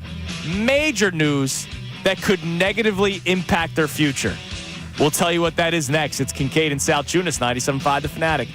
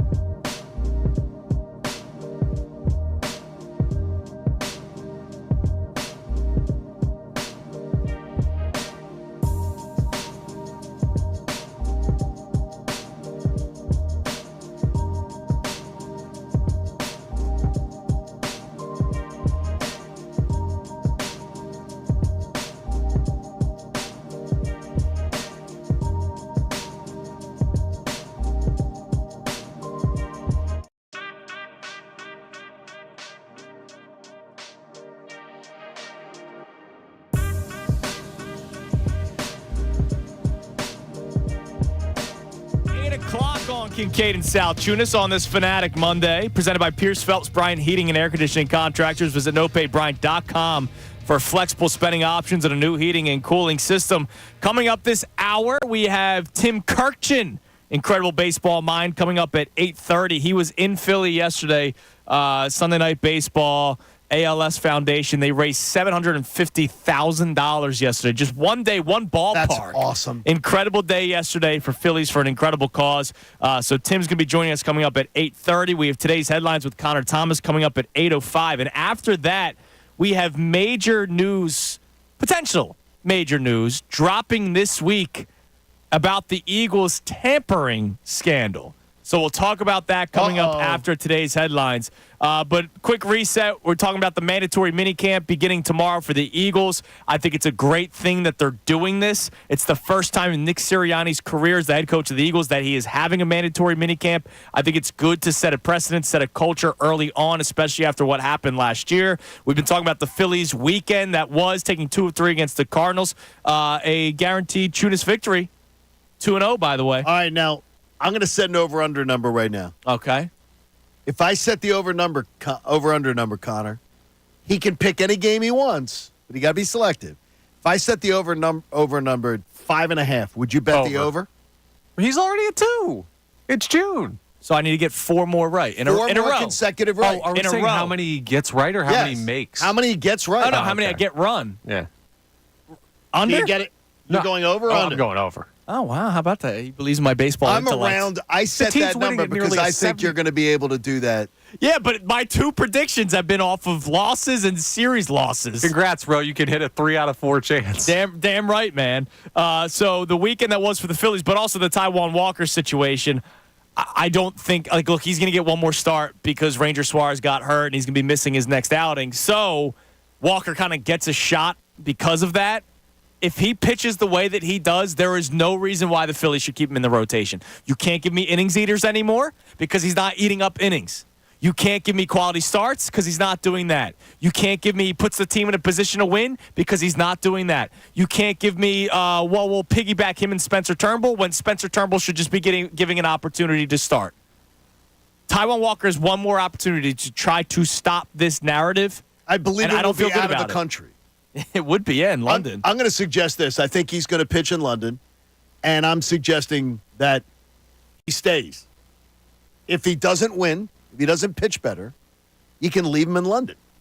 You can just say he can just stay stay there. here. He can stay there. I hear it's a beautiful country. He can help grow the game with Chase. He can go and stay. I think that would be great. He could pitch batting practice to, Prince William's son. This is how spoiled we've gotten. He hasn't been staying another country bad. A 6 ERA is bad. I know, but we also understand. we have to understand that it's like And we are spoiled right now. yeah, it's someone Greatly. who's like a 7 out of 10 standing next to a bunch of dimes. It's a tough comparison with this rotation and how good they've been. He hasn't been good. He should not be in the rotation much longer if he keeps us up. But I'm not leaving him in You London. can't say he hasn't been good. He has been bad. That should be your That's sentence. the same thing. No. But he hasn't been good does not come off as harshly. Right. He has been bad. He has been Taiwan bad. Walker has been a bad starting pitcher for the Phillies this entire season since coming back from the injured list. He has not been leave him in another country bad. That'd be like a 7+ ERA. Help grow the game. And by He the can help grow the game. way, I just retweeted Andrew Salciunas. God, All right. you are old. No. Seriously, we need to talk about this. I was going to save it. I was going to. We're going to save this. But I check my Twitter feed or check Andrews. There's something that we need to comment on. It's something that just shouldn't happen. You are just. You are grumpy. I'm pro happy animal. You're out of your mind. We'll talk about it come up in a little bit. Maybe your dog's neurotic. I don't know. But it's time now for today's headlines with Connor Thomas. Today's headlines with Connor Thomas. What up, Connor? What are you guys up to now? Come on. Well, look, I have a rant. All right. I Well, have a we'll rant get that to I'm it. going Save it. Yeah, now's your time. My time. All right. Well, it was also Tommy Pham's time, apparently, over the weekend. So I'll tell you this. He's high up on the list of guys I wouldn't fight, but he's apparently high up on the list of MLB players that want to fight, quote unquote. Here's what he had to say about a little dust up over the weekend. I'm going to the dugout and, I hear the tough guy with all the hoorah, so I'll never start anything, but I'll be prepared to finish it. There's a reason why, I do all kinds of fighting in the off season because I'm prepared to somebody up. So you can take it as what it is. I love it. I'm prepared to bleep somebody up. Such a fake baseball tough guy. Well, And no, there's a lot- and there are- and there are fake baseball tough that guy would kick your ass. No, but they're fake. Then kick somebody's ass. Well, he literally Don't talk about it. No, do he it. Show how tough you are. No, he actually has hit somebody. I understand. Yes. Remember he hit Jock I Peterson remember. for the I remember he hit Jock. for a fantasy football altercation. I mean, seriously. By the way, he hit Jock where Jock wasn't expecting to be hit. Yeah, I got you. There's a little difference between somebody squaring off and saying, I don't think that "Go at guy's it." scared to fight anybody in baseball. No, I think he's a mental case. I think he would. I think that might be accurate too. I think he's mental. Now, here's the deal. So, the reason why I ripped Tommy Pham this morning was so the play at the plate, he ran out of the baseline and slid into the catcher, William Contreras, and I think Contreras took exception to it. It was a big play in a big moment of a game. And he should not have gone out of the base. Yes, and the Brewers are a good baseball team this year. We love the energy of the Phillies, so they have a very similar energy because they're playing very good baseball this year. William Contreras celebrates, kind of jaws at Tommy Pham for running out of the baseline to make contact with the catcher, which, by the way, is basically not allowed anymore. Taboo. Not allowed in baseball anymore. Screw you, Buster Posey, and your weak legs. Wow. He ruined the game of baseball. I think his leg is what's ruined. But Ruined the game of baseball. But he goes out of his way to make contact with Contreras, and Contreras barks at him. And then Tommy Pham has that reaction. Fake tough guy. no, he's not. No, he called Contreras. No, a he fake called him tough a guy. fake tough guy. Yeah. He called him. Like, you're Maybe. doing something outside the rules of the game, which in turn is a cheap shot. You're doing something that is not in the rules. I don't think it was a cheap shot. Well, whatever it is, he's in the wrong, not Contreras. Yeah, both guys are. No, Contreras wasn't in the wrong. He doesn't need to yell at him. No, Contreras wasn't in the wrong. Yeah, I know. And He like, was He on didn't, the need wrong. to yell, he didn't yell at him. he turned his He head. barked out, and that's fine. That's sports. That's okay. Why And are we don't allowed to hit me. do And- that anymore? You're not allowed to do it. Like, it's the Right. freaking taunting penalty in the NFL. Like, if a guy makes a big play or if a guy does try to do some sort of cheap play You're not and you allowed bark to at do him, it. that's fine. You're in the wrong. You did something wrong. If someone barks at you, expect it. Are you defending Tommy Pham, that No, lunatic? gosh. I'm not. I'm saying, well, yeah, here's the thing. If you want to call him a lunatic, you got to yell at him while he's at home plate? Like, that's the thing. If you yell at a guy who you know fights in the offseason, he's going to want to fight you. I'm not saying it's right. I'm saying it's that's such a weird understandable. line by him. This is why I do fight all a that lot of people fighting in the offseason. Look, he would kick my ass. He'd kick all of our asses Yes. collectively. But the whole, this is why I do all that fighting. Like, shut up, You're dude. more Go play for Dan Campbell and the Lions. Yeah, but It it's is- not like Ben Simmons saying that. Like, this dude actually. Like, Right. It's the fake tough guy sport. Of all fake tough guy sports. Baseball. We're moving on. What's next? All right. So last night on Sunday Night Baseball, we got another classic player interview. Bryson Stott was talking with the crew up in the booth, and he kind of referred to Alec Boehm as something weird. Take a listen. Rafi, what did you just do right there with the signage? Just letting Boehm know I got him on the double play with Wick kind of in the hole a little bit, so let Boehm know that I'll be there for him. Did you call him Rafi? Yeah, that's his nickname. I don't stop, so if you hear Rafi, that's Boehm. How did he get that nickname? He looks like a giraffe. He does kind of look like a giraffe. It's so weird He because does. I always think he has deer. His legs sort of look like a young deer. The way he walks, like where they walk very gingerly. Yeah, but he's very tall, so giraffe. It's very. Anyway, They're I love similar it. Yeah, but animals. I he kind of love he kind of looks like the Toys R Us guy. Yes, he does. Was it Gerald the giraffe? What was Jeffrey, come on. Jeffrey. Put some respect on Jeffrey's name. How That's dare awesome. you? Alec Boehm kind of looks like Jeffrey Yeah, the he looks giraffe. like Jeffrey. I can see it. I'm so glad it was giraffe because I thought we were going to get a really awkward, like, the League reference. You guys ever watch The League Yes. with the character Raffy? Yeah, I do, I yeah. thought that's what it was. Oh. And I thought it was going to be something, like, kind of taboo a little Off bit. color. And I Yes. was like, uh-oh, we're about to get a moment here. But the giraffe thing was wholesome. It was funny. How can you not like this team? It's a fun team. They really are. Well, I team. never thought of it that way. All right, last thing we got here, something you guys talked about earlier about the mandatory minicamp. I think it's the new coordinators. I'm convinced it's Kellen Moore, it's Vic Right, Fangio. but what I'm asking, if Vic goes to Howie, hey, Yes. I need a mandatory minicamp. Does Done. Howie go, hey, Done. Nick, we need to have mandatory Yes. minicamp? Yeah, I believe Vic Fangio is absolutely. Is Vic's voice weighted heavier than Nick Sirianni's, do you think? So, Go I'll ahead. point your guys' attention to a conversation we had last week Okay. about whether or not Nick Sirianni's in a no-win situation and if there's any way he can get credit, because we are one off-season decision in, about 3 days of mandatory minicamp, and the immediate reaction was, it's the coordinators. And what did I say last week? Absolutely. I pointed out that he was in a no-win situation, and I'm okay with it. I'm just saying, like, we're already there, and it's the first decision made, and Well- John fought it, and he fell into the trap. Yeah, you But we're also applauding him for it. No, That he's I'm doing it, not you know saying what I it's mean? bad, but No, I'm I saying gotcha. your immediate reaction is, I believe it's the coordinator. I do. No, I absolutely believe it 1,000%. And I think you're right, but I think Yeah. that's going to be the default response to everything by the fan base this year. That's why I tried to make sure that I followed it with, but I give Nick Sirianni credit for I give him credit making for it. some changes. Unless Howie said, Nick, this is what we're doing. Much like I see Rob Thompson is changing a bit, and I really admire it because he's had a lot of success. It would be easy for Rob Thompson to say, "No, I got this. Yeah. I know what I'm doing." He's definitely changing some things. Now, speaking of the Eagles, and good job, Connor. That was today's Good job, headlines with Connor. Connor Thanks, Thomas. So we might get some big news this week with the tampering situation. It's being reported by Adam Schefter that it will be coming out this week. I'll be curious to see if it happens before or after Wednesday at 8 o'clock with Adam Schefter when he joins us. It'll probably be during, and we'll hear him text. Right, yeah, and then he'll announce it right after he's on with us.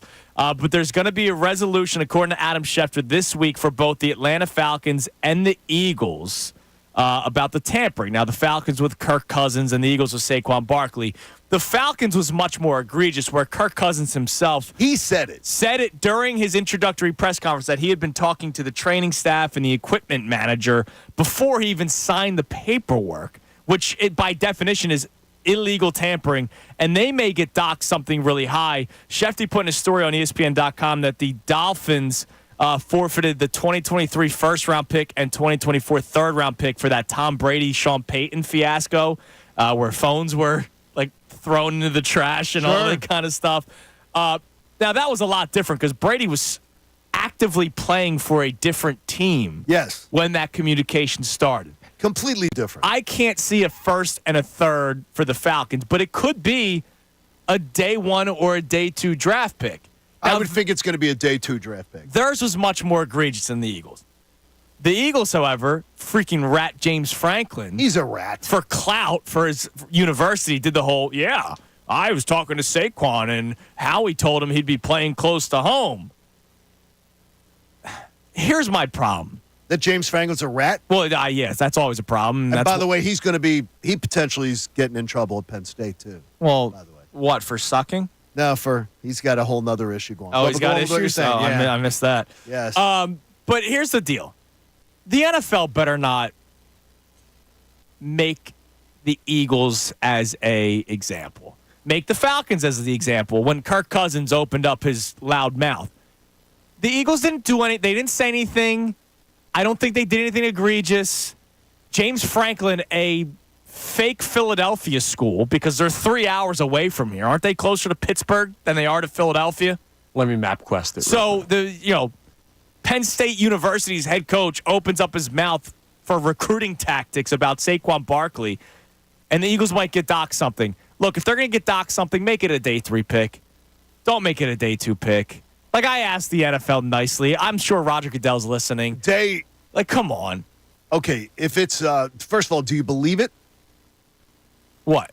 Do you believe Howie Roseman talked to him during the tampering? I believe everybody does. Do you believe they? I don't think the Eagles and Falcons are. I think all 32 teams illegally tampered with some sort of player. It's Then- just the fact that Kirk Cousins was dumb and opened up his mouth, and James Franklin's looking for clout.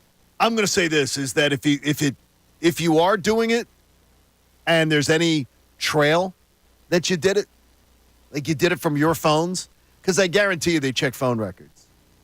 Said, Yeah, but I'm did sure- Howie call Saquon? And if Howie called Saquon, that's just freaking dumb.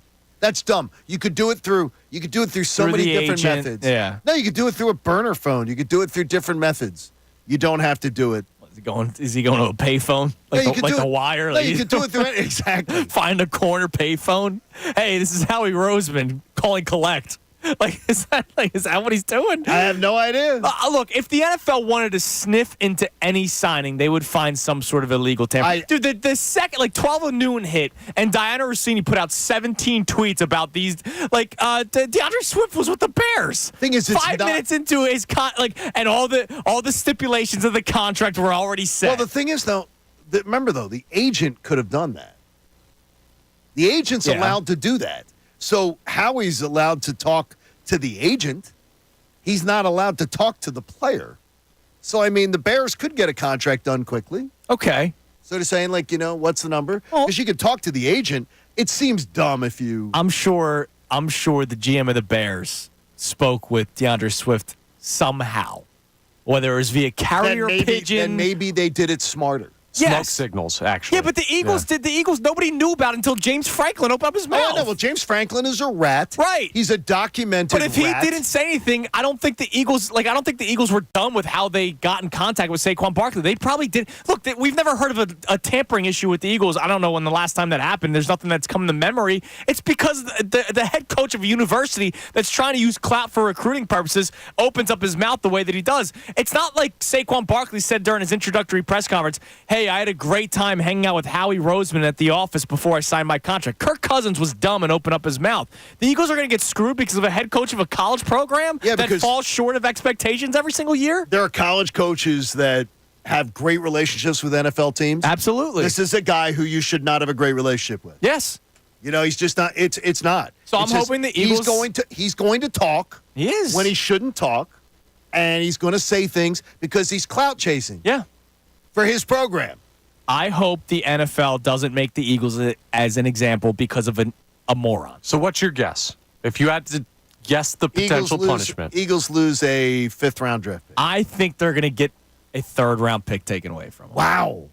That's why I'm begging for it to be a day 3 and not day 2. Well, they have proof if it's a 3rd-rounder. They were able to find proof. I think there's proof for every player. No, I don't believe that a lot of players. A lot of players. I think you can find illegal tampering probably every year if they wanted to. Yeah, I don't believe people. If James Franklin never said anything, I don't think this is even a case. I'll give you that. The fact that he said something. No, it never would be brought up. James Franklin's the reason. If Kirk Cousins didn't say anything. Well, Kirk Cousins, though, he spoke first person. Yeah. Saquon didn't. Right. Saquon wasn't a moron.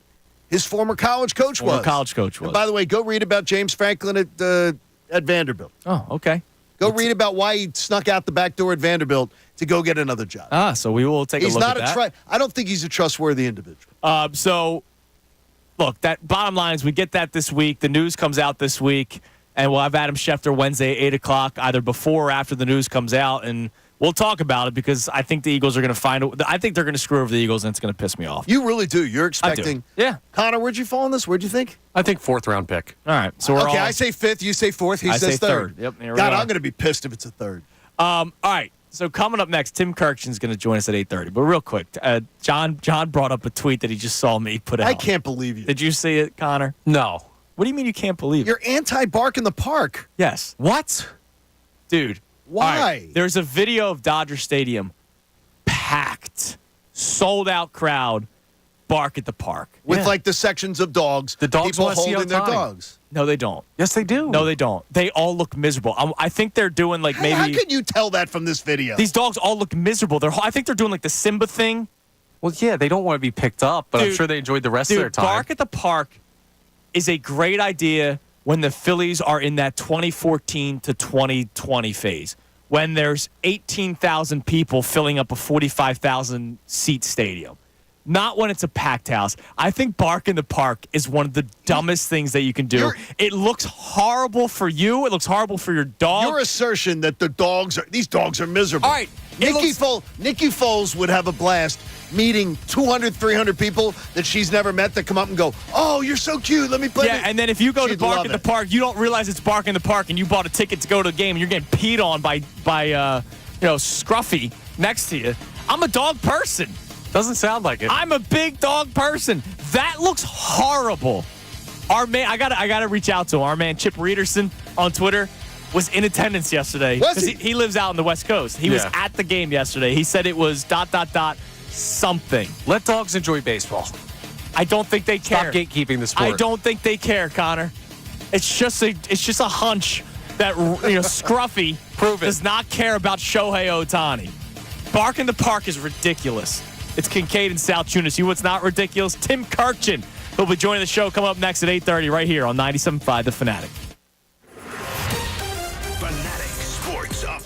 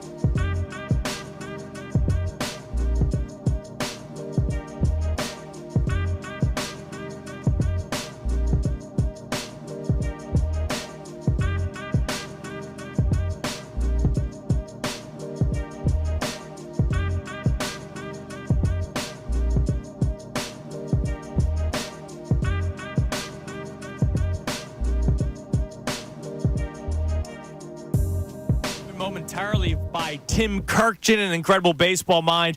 He was here in Philadelphia yesterday for a very special. Hey, Phillies Cardinals is fun on Sunday Night Baseball, but a lot of money raised for the ALS Foundation last night. I know Tim was a big part of it. So we'll talk some Phillies baseball and the foundation coming up with Tim Kurkjian. But real quick, my man Chip Reederson has DM'd me about Bark in the Park. Okay. Because he was at the Dodgers game yesterday. He lives out west, and he's a sports guy. All right, so good. just because the Phillies weren't in town, he still went. He had no idea it was Bark at the Park when he went. And he said everybody looked miserable. Their version of Ashburn Alley, he said there was just dogs everywhere. It was a mess. A mess. And he said the only dogs that seemed calm may have been given like the CBD dog treats, because all the other dogs were just going nuts the entire time. Like, that sounds horrible. Nikki would love it. That sounds I'm telling you, she'd horrible. absolutely love it. Let dogs enjoy baseball. He said 90% of the dogs seemed freaked out and overstimulated. Well, that could be. Don't go to Bark in the Park. It's ridiculous. Gosh, you're anti-dog. I'm anti-Bark in the Park, but I'm not. really are. I'm not anti-baseball in general. You better not be. And joining us now on the Comcast Business Hotline. Every day in business is a big day. Let Comcast Business help you move forward with what's next. He was at Citizens Bank Park Without yesterday. his dog. Without his dog, yeah. No Bark in the Park yesterday at Citizens Bank Park, but he was there yesterday with his son, Jeff, hosts of the podcast, Is This a Great Game or What? And, of course, he had some help from Connor Thomas as well. Tim Kurkjian joins us. What's up, Tim? How are you doing this morning? Well, fellas, how you doing? Doing well, Tim. We're doing good. Phil's win another series. I know they dropped yesterday's game, but they take 2 of 3 against the Cardinals, despite dropping a couple series against the Rockies and Giants to get right back into the winning ways. It's been a lot of fun this season.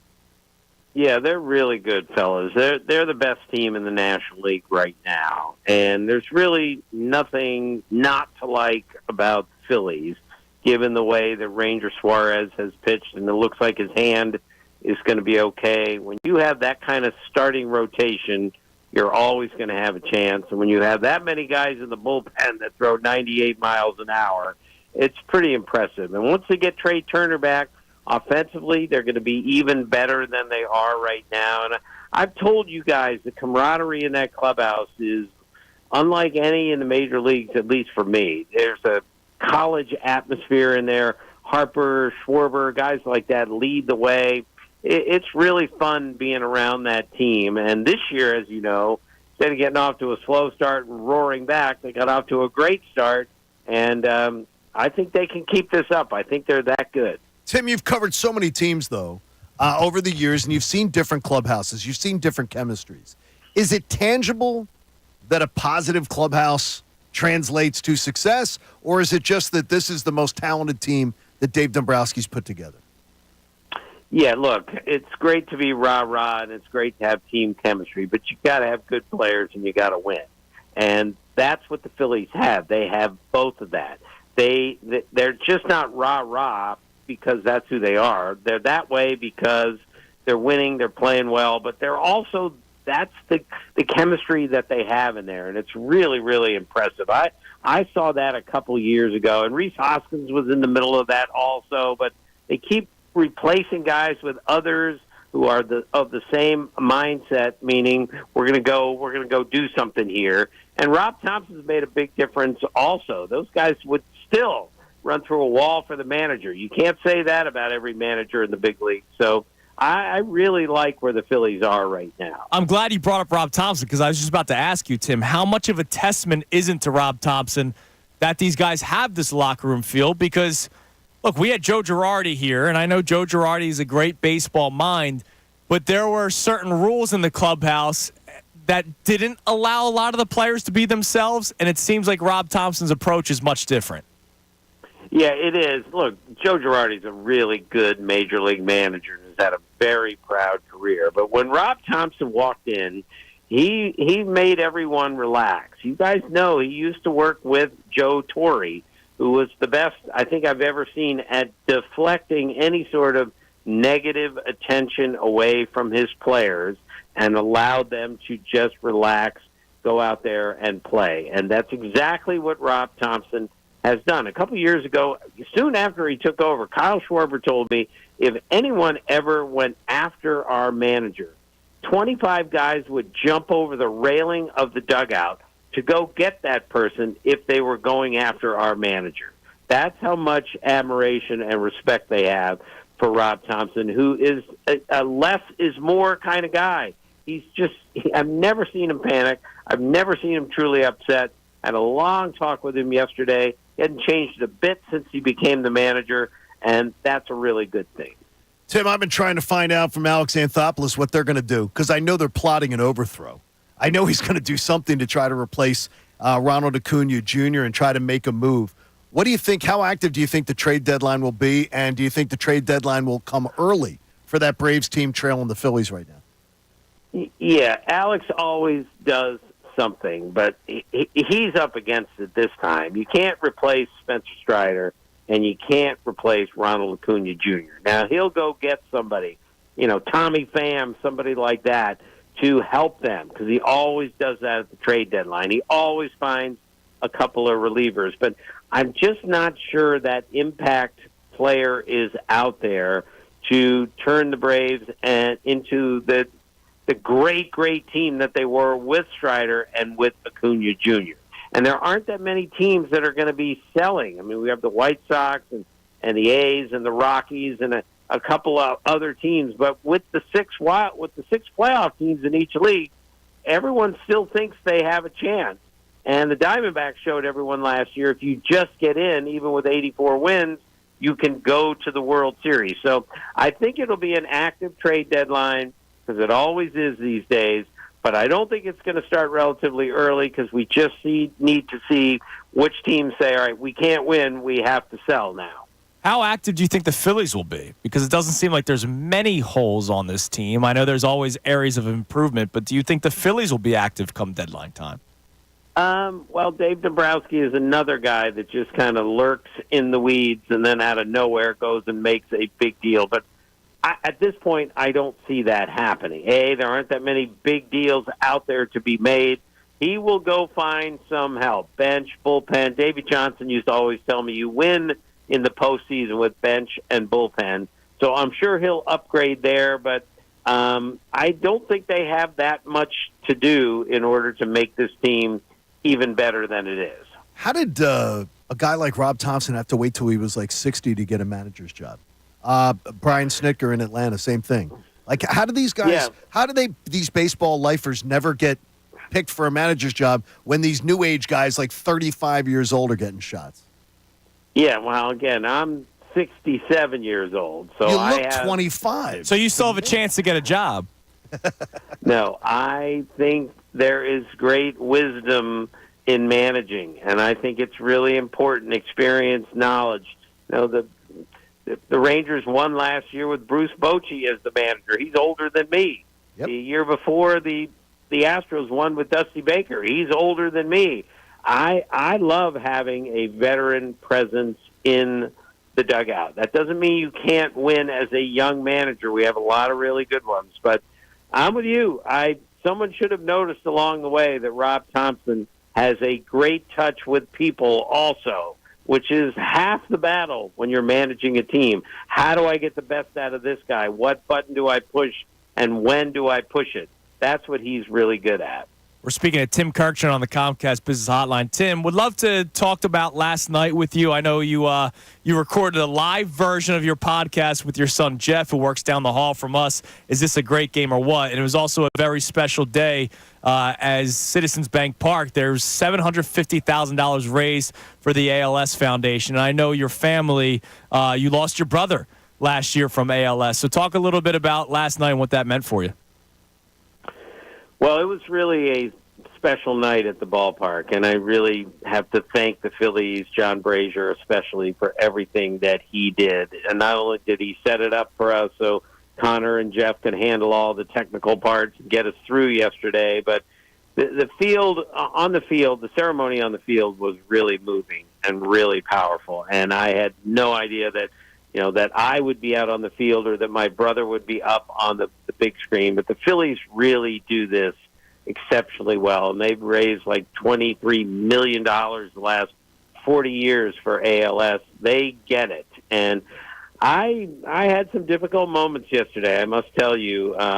When we lost my brother, it just devastated our family, and we will never be the same. But it's nights like last night that remind you that other people are going through this, and the strength in numbers, especially when it comes to ALS, is just so impressive. I mean, I talked to Aaron Nola yesterday. He lost his uncle to ALS, and we have a connection now. Whether we did before, but we now have a bigger connection, and that's what baseball does for its players. It connects them in bad times. Beautifully said, Tim. Listen, man, we really appreciate it. Really cool. Thanks for dragging Connor around yesterday. We really appreciate that, and we appreciate you coming on this morning. Well, thanks, fellas. I really appreciate it. Thanks again, Connor, for yesterday. Talk to you guys soon. There he is, Tim Thank you, buddy. Kurkjian on the See you, Tim. Comcast Business Hotline from ESPN. Does a great job covering Major League Baseball. Such a good man. Yeah, such a great man. And His son's not bad, but yeah, I mean, he's not dad. He's not dad. I mean, Tim Kurkjian's Tim Kurkjian. All right, so coming up next, we'll react to everything that we've been talking about so far today. We'll check the text line. I know Connor's got texts coming in, so we'll check those. Coming up next, you can text the show at 610-632-0975. Mandatory minicamp. Is this a response to the collapse last year, and is this the right thing for them to do? Reactions to another bad start by Taiwan Walker and the Phillies moving forward with or without him, and a whole lot more. And I know, John, you have another old school approach that still works today. That still works, but people don't tend to use it. All right, we'll get that coming up next. It's Kincade and Salciunas, 97.5 The Fanatic. Now, Around the Bases with Andrew Salciunas on 97.5 The Fanatic.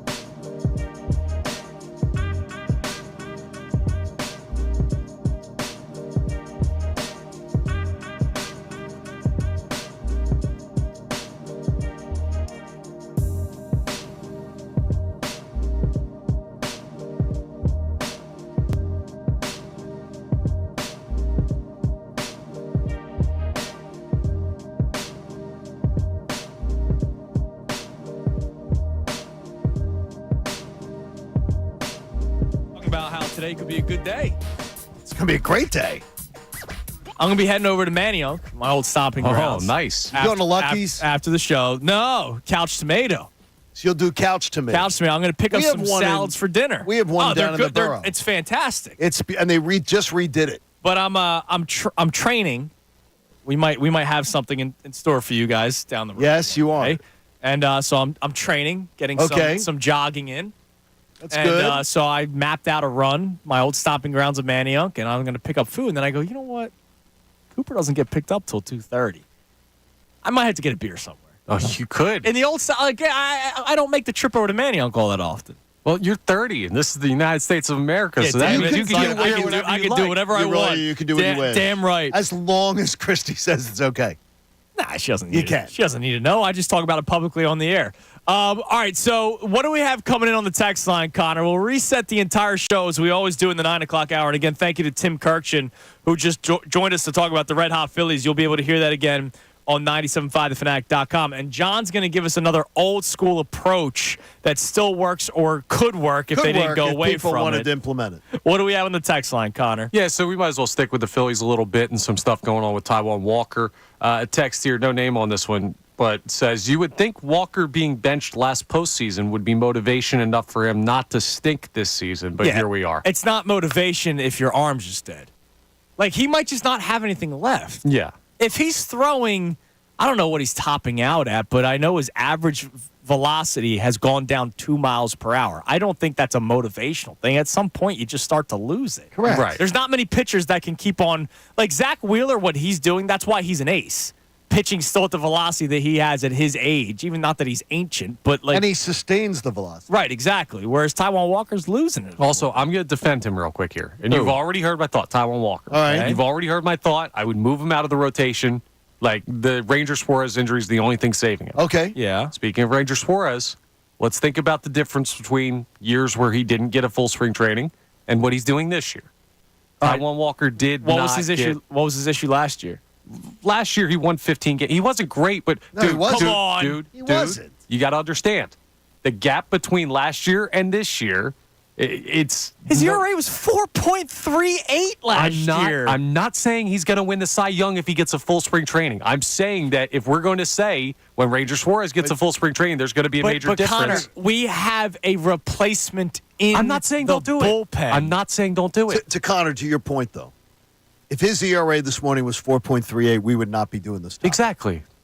I'm not saying it's a run and a half. That's a run and a That is a half run a and a game. half. It's a run and a half a game. It's a huge difference. But Yeah, if he but was, you know if what, he was John? last year 4.38, we would not feel the need to have this conversation. 4.38. That's the thing. 3.48's great. No, it was 4.38. If it was 4.38, we would not be having this Yeah, conversation. but all right, if it was 4.38. His ERA is almost 6. Yes. That's terrible. If it was 4.38, we're not having this specific conversation, but we're talking about how the contract has been a disaster. Oh no, we still are. But Absolutely. Yeah, we would be. I'm And just look, saying. and But if- I'd be. and if But I Spencer wouldn't be. I Turnbull- wouldn't be calling for them to take him out. If Spencer Turnbull didn't pitch the way that he did, we might not still Right. be even with this 5.73 Sure. ERA. We We- might still not be having this conversation. We agree on all of that. but the fact that it happened. I'm just saying he's afforded the same type of response to not getting a spring training as we gave Ranger Suarez. He is. I'm not saying he would be Ranger Suarez, but he would be a better version of Taiwan Walker, I believe. If he pitched the way that Spencer Turnbull did, would he get demoted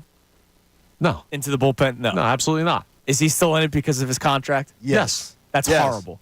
That's it's not. terrible. That's yeah, horrible. But it's something that Dave Dombrowski has to do because he has to try to preserve some value there. Yeah. The more he devalues Oh, I know. you know what I mean? But I don't know what you're going to get. Like, baseball minds are baseball minds. Like, I don't think Alex Anthopoulos is going to go, I want that guy whose four-seamer's dipping down to 87. I want that guy. You ever play stocks? You play the stock market?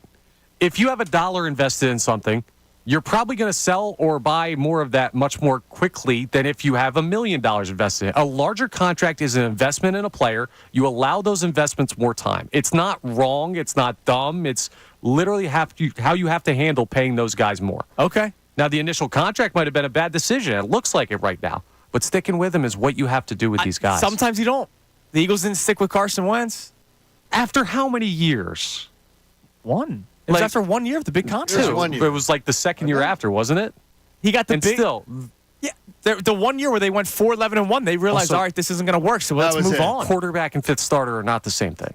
Right. Well, fifth star's getting paid to be a top 3 guy. Side. I'm done with him right now, but there's more to it. We're also having some fun with old school approaches that could still work or do still work in today's sports. John, you have another one. Yeah, I'm going to tell you. Drop this from your vernacular. You can't do that in today's day and age. Okay. Drop that from your vernacular if you're a parent. Yes, you can. You can parent your kid. You can be an adult. You can't expect them to hold up levels of maturity and behavior that your parents demanded of you. Okay. You can. If you go out to restaurants now. Oh, we're not. I'm waiting for the sports angle. I'm saying it to you is you can't do this. We have a society that goes, no, well, kids can run around a restaurant. They're kids. Just let them run around. I saw kids running around a restaurant the other day, and I'm just like, and I said to my daughter, you never were allowed to do that. Yeah. It wasn't hard. It wasn't hard. Say you are not getting up from the table and going to like wander around other people's tables and walk up and down the aisle. You're not doing that by yourself. Not with a parent. I got you. Not with a parent walking up. It's not that hard to do. It's not that hard to say, well, you can't. We would have parents say, you can't limit screen time. That's the way it is today. Screen time. You can. And I'm proud of the Salciunas for doing it. Cooper does not know what an iPad is. Drop the vernacular of, well, you can't do that today. He will learn what an iPad is when we're 30,000 feet above, though. Oh, you better do something. Yeah, I need to You'll just limit it. You'll limit it like you do now. I need to do something. All right, coming up next, we reset the entire show as we do at the top of the hour. So we'll do that. We want more of your texts and your calls at 610-632-0975. Also, John, Connor, I'm going to introduce you to one of my mortal enemies. It might be something that you like, John, but one of my mortal enemies. I like hearing this. The calculators at ESPN. Because they have a gripe with Philadelphia. I know robots aren't supposed to have emotions. They have something anti-Philadelphia, and even though they're supposed to be all about math, they're still pro-Dallas for some reason. The mortal enemy of the calculator, I explain coming up next. It's Kincade and Salciunas, 97.5 The Fanatic. Fanatic Sports Update. Phil's 3.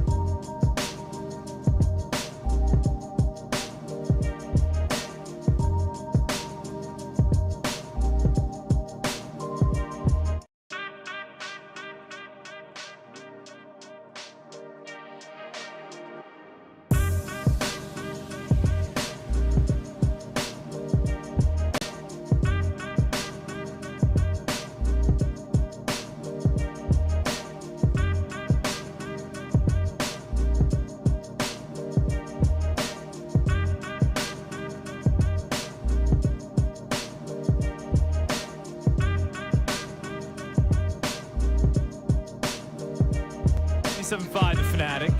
All right, coming up this segment, I'm going to tell you about my mortal enemy, the ESPN FPI Power Index calculator. Oh, okay. I hate it. I hate it because I don't think calculators should be able to try to determine whether or not teams are going to be good.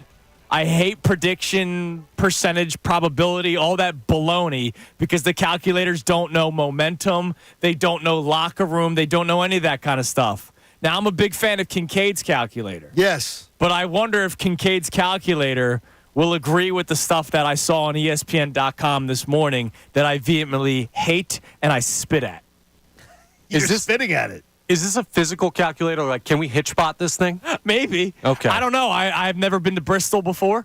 Our program director, Scott Masseller, would be able to tell me better whether or not this is an actual thing that I can destroy. I will tell you from my years in Bristol that if anyone tries to tell you that there isn't an East Coast bias inside the halls of ESPN, they are full of it. But it's one thing for the anchors and hosts of shows. This is a calculator, John. Yeah, but the thing is, who do you think programs these things? Let me catch that FBI robot in the city of Philadelphia. No, who do you think programs these stomp it things? out? The people that have the bias. Exactly. There is a huge bias at ESPN towards New York, Boston, talk that centers around New York and Boston especially. Oh, you just wait. Huge. You just wait when I tell you. I can't wait to hear when this. I tell you about the FPI calculator at ESPN that I want to wreck. What was the movie Office Space? Yeah, you with want the a printer? I want to bring the bat and the printer out to just some open space. I'd mess that thing up. I'll tell you about it coming up in a few minutes. But here's what we're talking about today. You can text in or call in 610-632-0975. Let me know if we have any texts, Connor. Our jumping off point today, Eagles mandatory minicamp begins tomorrow.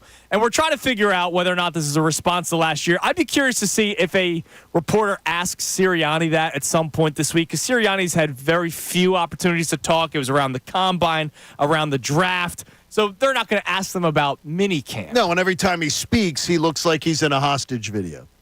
Like someone has handed him a script, and he's like, Mom and Dad, I'm okay. If you send the money, I'll come home safe. I am against everything that they're doing here. You know what he doesn't have a script for?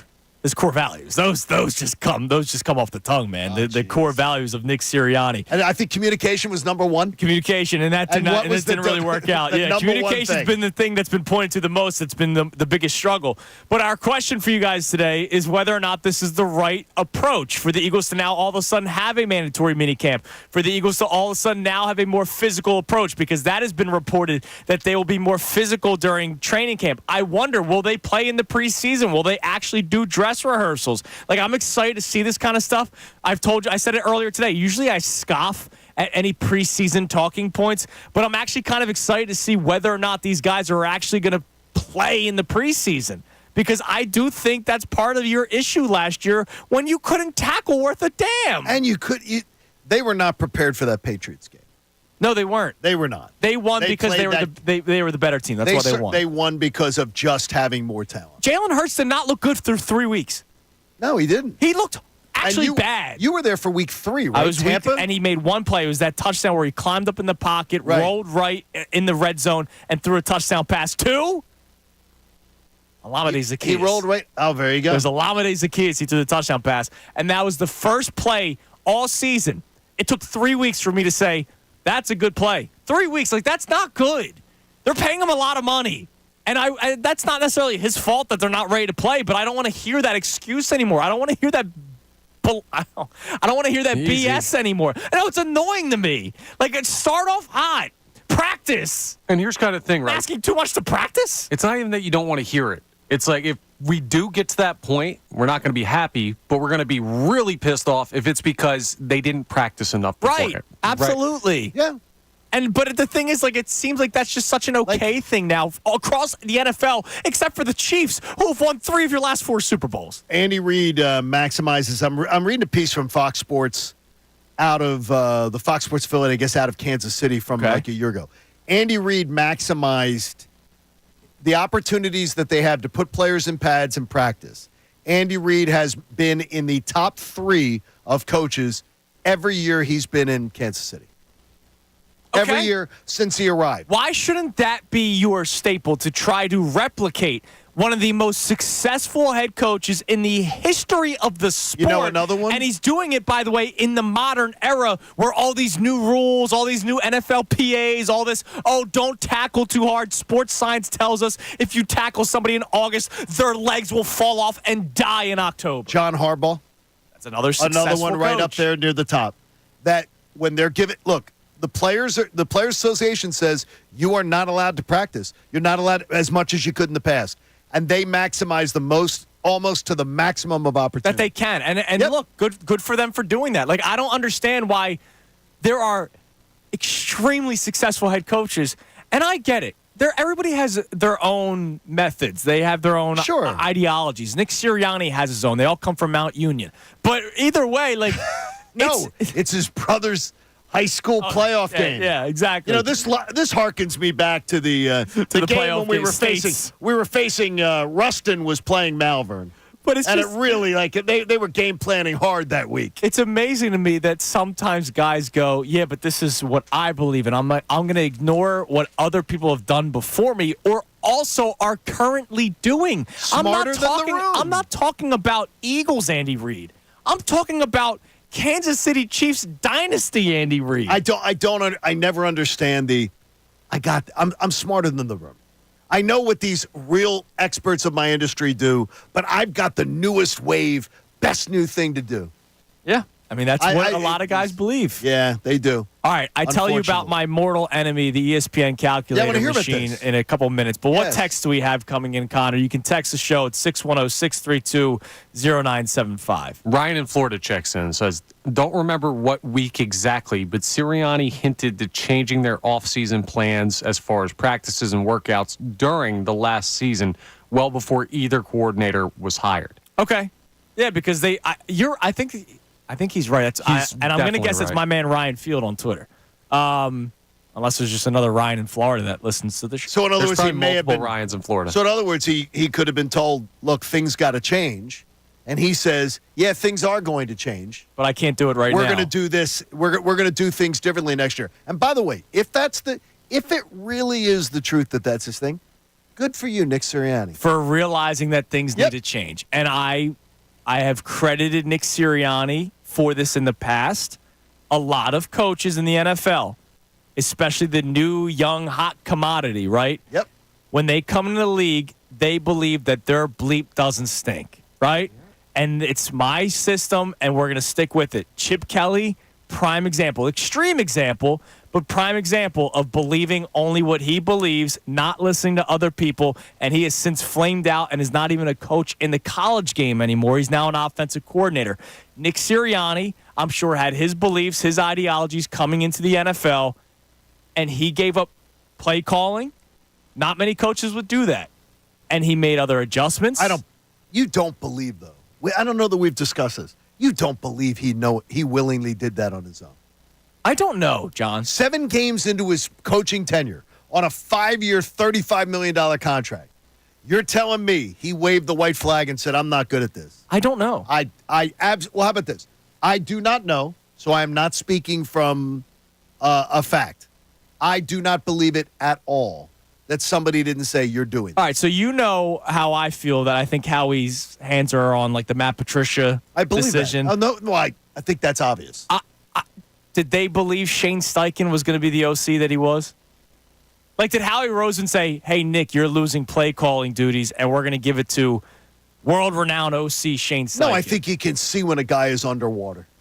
Okay. You can see when a guy's underwater and flailing and go, look, Shane, you know how to call plays. Well, it wasn't like week 1 they put up great numbers against the Falcons. It was Atlanta, that game. Like, there were some good games early on. Yeah, there was. Not a good team. No, not a good team. But, I mean, they didn't know that at the time. I'm curious. I don't know. I'm not saying you're wrong. I'm just saying. I don't know, but I don't know if they were like, hey, we're going to strip you of play calling duties and give it to Shane Steichen. I don't think 7 games into an NFL tenure, you're saying, you know what?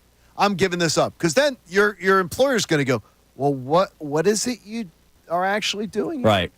By the way, real quick, according to Jordan Renan, it looks like Darren Waller is expected to pursue his musical career and retire. I don't know if he's going to do that, but he is. That's terrible. He's retired. God, that was so terrible. Oh, my God. Did you hear best show ever on Friday?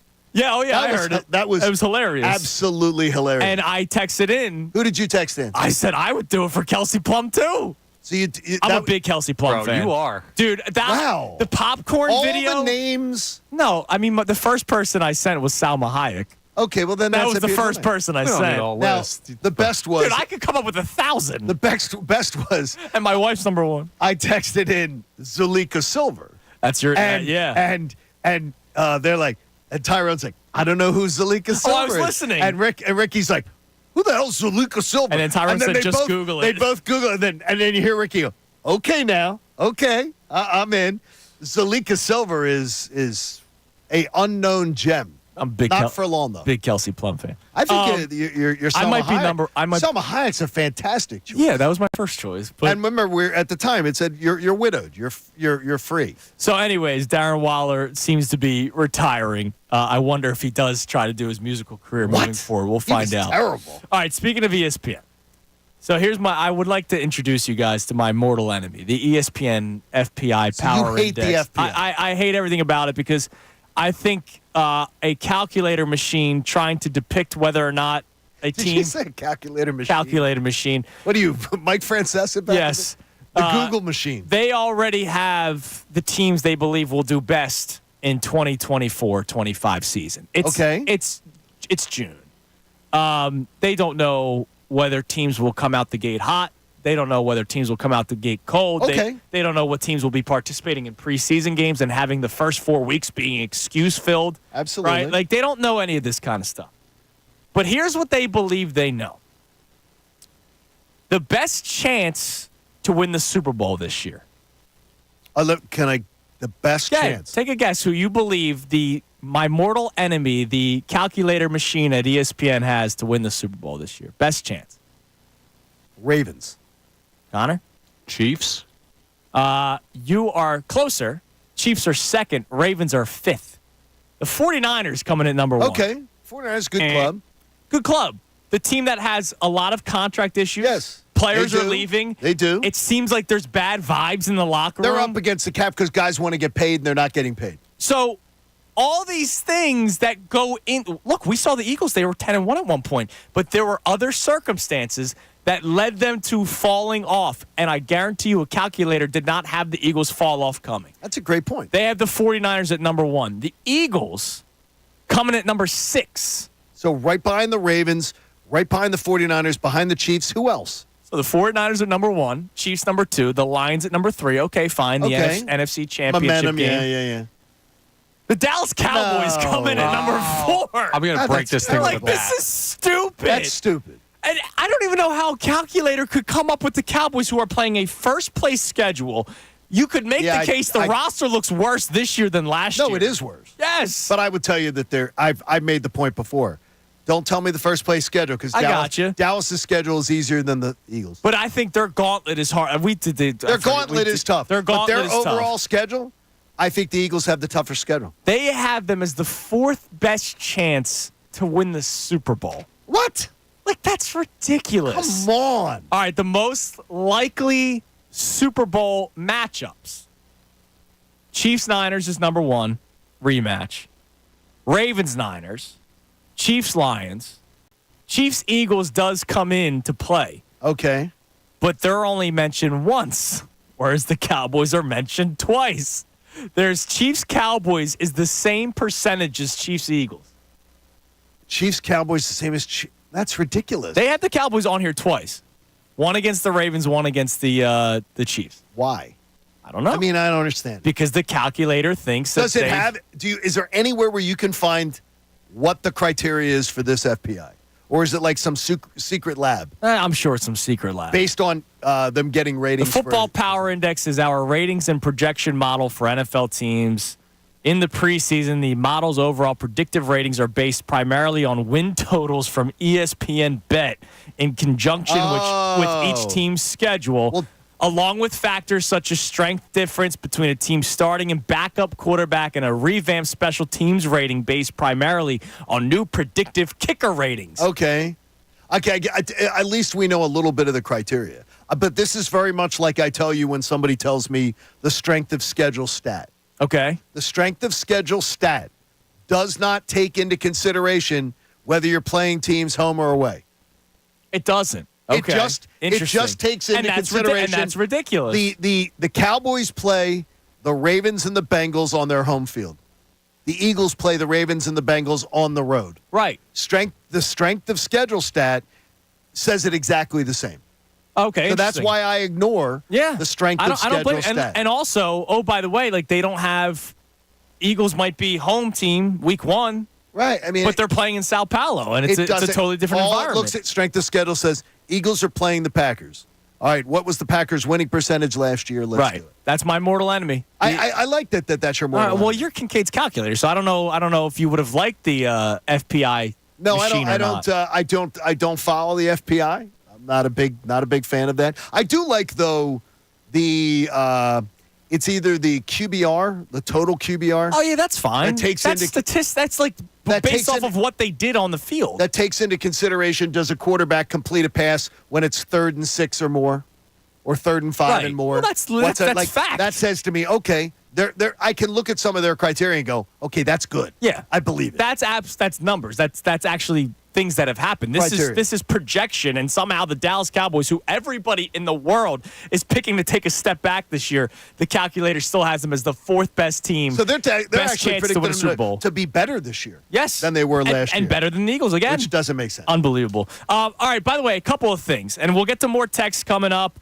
during our 9:30 segment. But we have a special show coming up at 10 o'clock. The middays is on the road. Bob Cooney, you'll be going out on the road too. I'm going out on the road today. Going to enjoy the Brian Dawkins golf tournament today, benefiting his Impact Foundation. Yep, which is tremendous. Bob and Amy will be there. Yep, and I'm sure they'll be beautiful golf course. It's a great golf course at Penn Oaks, right around the corner from my house. So it's a nice little trip too. But it's it's great these kind of events to get to broadcast from there. You've done it a million times. I have, yeah. The people that will wander by. Yeah. With Bob and Amy. Eagles players. Yes. Former Eagles players. So listen to the midday shows. You always should. But all day today, there's probably going to be joined by a lot of special guests as they'll be at the Brian Dawkins Golf Foundation at Penn Oaks. And I know a lot of people can stop by. I think one of you pointed out that people like to hang out in the parking lot, maybe get some autographs from some of the former Eagles. People will do that. So stop on by and get an autograph from Bob Cooney. I know he wants to give them. He always tells us. Bob likes selfies. But just know, if you're a listener, if you're a man, you get the grim face. If you're a female, you're going to get a smile. So that's the way it works. The other thing I want to point out, congratulations to our man Bill Colarulo. He got married over the weekend. We met his beautiful bride at Knockout. As they were trying to fix Knockout. They were trying to fix Knockout. Look, that's how you know that marriage is going to work out, when they're trying to fix Knockout for Bill. Bill Colarulo, his radio name. Sirianni, his real name. Yeah, absolutely. I understand. There's a Sirianni somewhere. If I do the ancestry on Bill, it's somewhere along the line. He's very pro Nick Sirianni. It could be. But I saw some of the photos that he posted, so congratulations to Bill. They're on their way out to their honeymoon, I think going to Aruba, so enjoy yourself. So congratulations. Excellent. To one Bill Colarulo. All right, coming up next, we'll get to your text messages. And at some point, are we going to do a crossover with Bob, or is he calling in? I know he's available. All right, so we'll be talking to Bob Cooney after the Kincade and Salciunas Key 3. So a lot in store for you, and more Bark on the Park reaction. Oh, you're unbelievable. I'm so anti-Bark in the Park. It's horrible. It's Kincade and Salciunas. And we may have some breaking news coming up next. 97.5 The Fanatic. Fanatic Sports Update. The Phillies fall in extras. I'm Connor Thomas. This updated.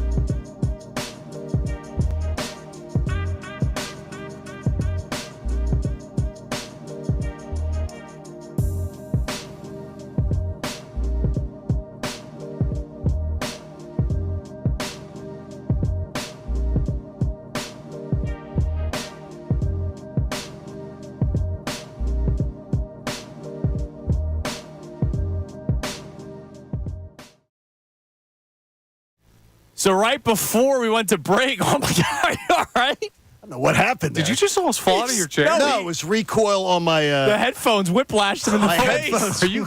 Oh they my whiplashed. God! Not as much as the woman who did punch the man in front of us at the Phillies Haley, game the other please night. clip that. I really hope I gotta we watch I that really, back. I really hope we I got stepped it. on the wire. Oh, so you yanked So it I with your went foot. to yank it. And so I went to pull the headsets, and Happy they Monday. recoiled on me. Hey, So it was good. congratulations. Yeah, Welcome to Out of Context, Yeah, Friday, let me 5:30. let me not do that. Just put that out too out of context. Yeah, 2 rows in front of us at the Phillies the other night, we saw a woman assault her husband. That's crazy, dude. She hit him in the face twice, and it wasn't light. And she hit him and knocked his hat off the second time Yeah. that she hit him. And she said, "Do you effing want to go to jail?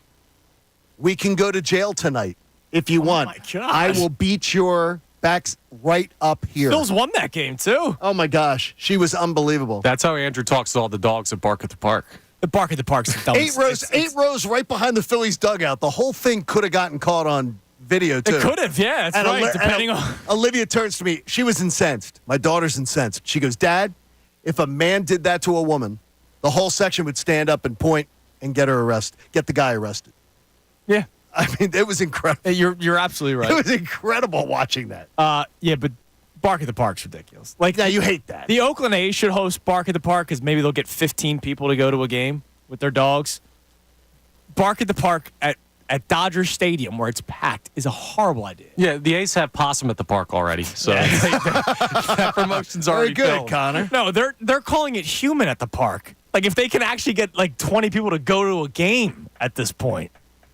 Anyways. Have you been to Oakland recently? No, Believe me. I have not. How about just get to the park? Yeah, just That's get to an the park. accomplishment. All right, so the breaking news. I saw it right before we went to break. What was it? I had to make sure it was actually Ian Rappaport, Rap Sheet, and not like Rat Sheet or Rap Exactly. or Rap. You know what?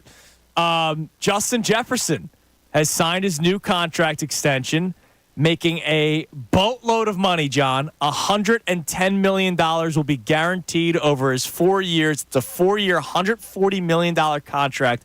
110 of which will be fully guaranteed. He's now the highest paid non-quarterback in the NFL on a year-to-year basis at $35 million. Nick Bosa's second with $34. Howie wins again. Yes.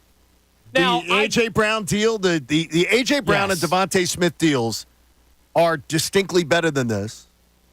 And, absolutely. And now you may say, well, Jefferson's so much better. He might be the best wide receiver in the NFL. But you know how contracts work.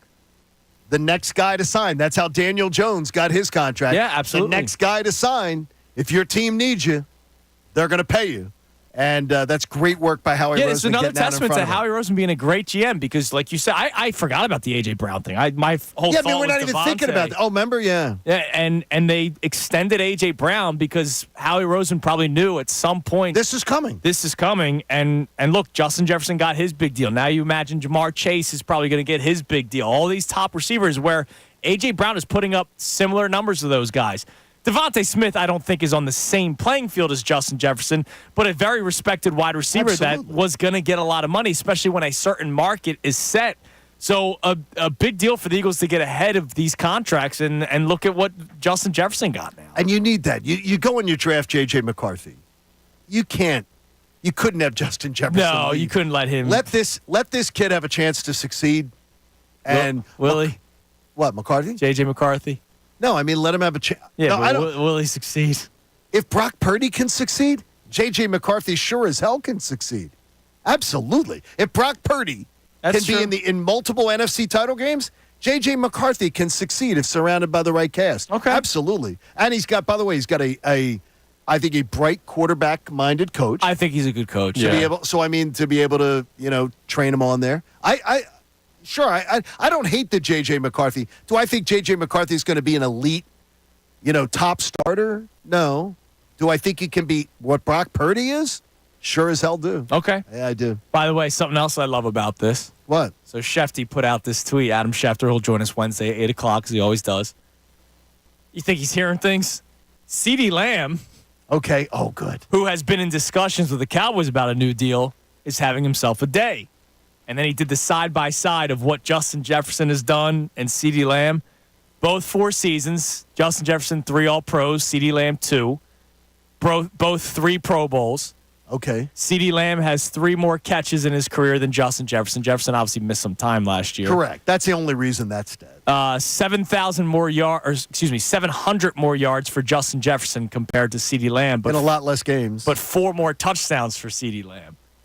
Oh, wow. So CeeDee Lamb, you want to talk about setting a market. Justin Jefferson set that market. CeeDee Lamb's going to get paid a lot of money, or at least demand a lot of money from Dallas, a team that is confused about their future, yes, to say the least, I guess. I think they are. I think you lock up CeeDee Lamb. There's no way Dallas can let him go, but they don't know what they're doing with Dak yet. No, they don't. Their offensive line, we always talk about how good they are. They've lost pieces They're now. getting older. And they've lost pieces. Man, Dallas is in trouble. I love it. They let Amari Cooper go in a weird spot, too. He wasn't this young, but he still had some good years left. He was great last year with Joe Flacco. And didn't Amari Cooper go for a 5th rounder? Yes. Yeah. Oh, my God. I still can't believe that he was on the market for a 5th round draft pick. Well, Dallas does dumb things sometimes. Yeah. So maybe CeeDee won't be there. And the weird thing is, there's one thing Dallas does better consistently than the Eagles. Lose. Drafts. Oh. They draft better. I think the Eagles are getting better at it, though. They're getting better at it, but Dallas drafts very well. Yeah, they draft. I thought their draft this year was good. I thought they had a good draft, but, Wow.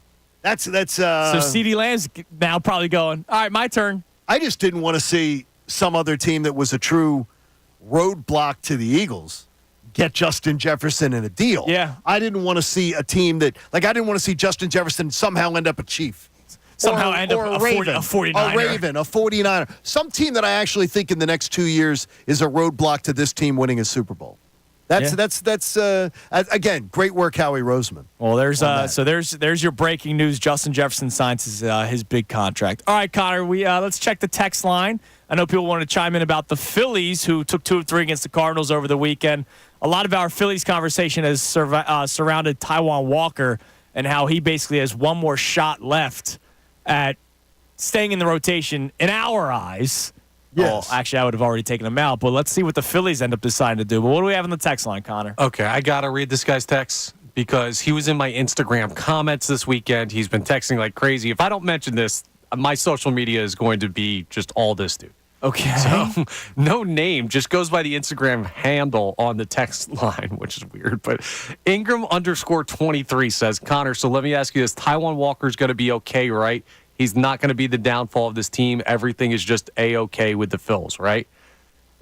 Your guys' thoughts on that? Because I'll give my thoughts in a second. Well, he's being sarcastic. He's being sarcastic towards you. I know, but who's saying that he's going to be the downfall of this team? That's still overstating this, right? Whoa! I mean, let's tell. I want to see how close the race is in. I think they've won 4 of his starts. I believe 4. Right. But so I was looking at that last night, going. So at least they've managed to overcome. I think what Connor's saying is they could literally forfeit the 5th game every week and still potentially win the division. Here's where you don't. The unforeseen consequences rule you're not thinking of. Okay. Every single Taiwan Walker start is going to tax your bullpen.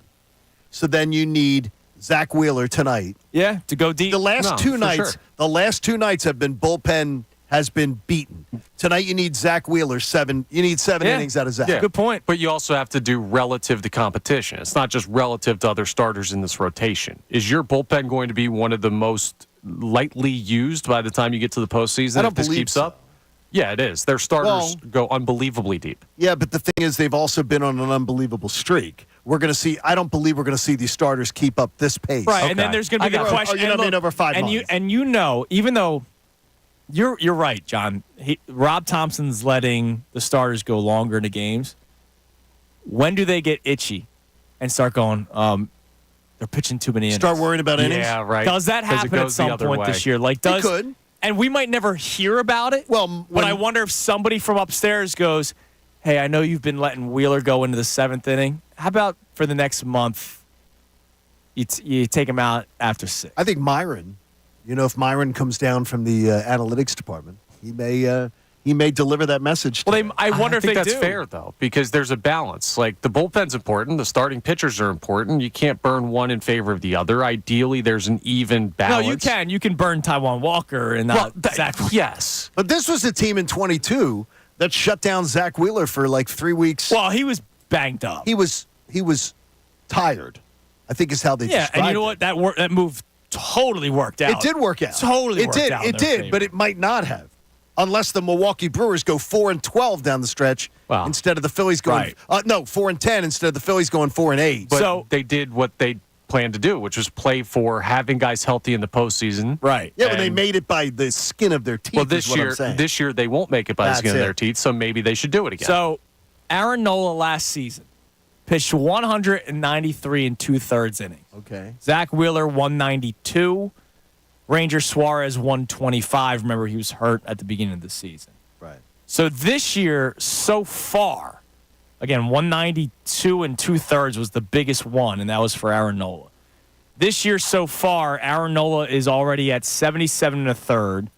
Zach Wheeler's at 73 and 2/3. So they're all on pace to pitch 200 innings. We're not even halfway plus. through the season. And Ranger Suarez is already at 74. Now that's going to take a bit of a hit because he's not going to make his next start. Most likely. But to your point, they're on pace. They'll probably be at 100 innings each come All-Star game. They could have easily. Yeah. They're going to have three. They could have 3 200 inning starters. They could. They very well could. They may though. To Connor's point, they may shut that down and say, you know what? Hey, Zach, you're feeling a little tweak in your back, right, or something? Why don't you? I wonder if they do that. I wonder if at some point they get the itch. And if they got a big lead, I'm not sure that I'd be against it. Why not? I'm not sure I'd be against it. I really don't. I wonder if the pitchers will be against it. Well, I think that could be because Zach Wheeler himself. Zach Wheeler does not like pitching on extra rest. And Zach Wheeler and Rob Thompson had to have a talk at the end of 2022 had to mend fences. Yeah, over him being pulled out of that game. So I think he has. I don't blame Wheeler for feeling a certain. I don't type either. Of way. But he has distinct feelings about his workload, how he goes about it, and everything. Yeah, but I think Rob Thompson's a listener. Yeah, I think so. I think he's a guy who and listens. I think that's why they love him. I think it is too. All right, coming up next, we have our crossover with Bob Cooney. Bob Cooney, special midday show from the Brian Dawkins golf outing at Penn Oaks. Their celebrity golfers, John Kincade. You're using celebrity really, really loosely. No, but there's lots of real celebrities there, like Eagles and things like that. And John Kincade. I'm sure I'll run into John Clark, who's a celebrity. That's cool. How about that? So we got our crossover with Bob Cooney, our key three, the 3 best minutes from today's show coming up next. And Amy Fadul. She's a celebrity. And Ray Dunn, I believe. The Unions, Ray Dunn? And Ray Dunn. Yeah. Cue the dupes. Be right back. 97.5 The Fanatic. Ricky Batalico. People got to stop with the misery. How about having some positive influence on these?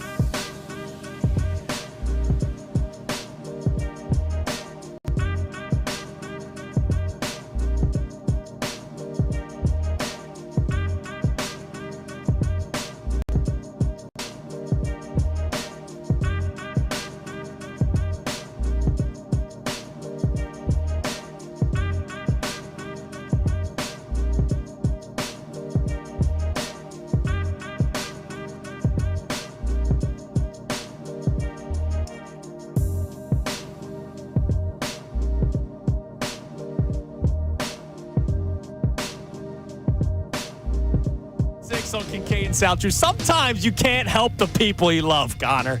What's wrong? I tried helping John out, and he literally went up against what I told him not to do. I didn't think of the advice that Andrew gave me on something, and I didn't go against you. I just didn't listen to you well enough. Thanks. I'm glad we do a show together 4 hours a day. Welcome to my wife's life. Unbelievable. And then I just said to Andrew, by the way, I wish I'd listened to you. Yeah.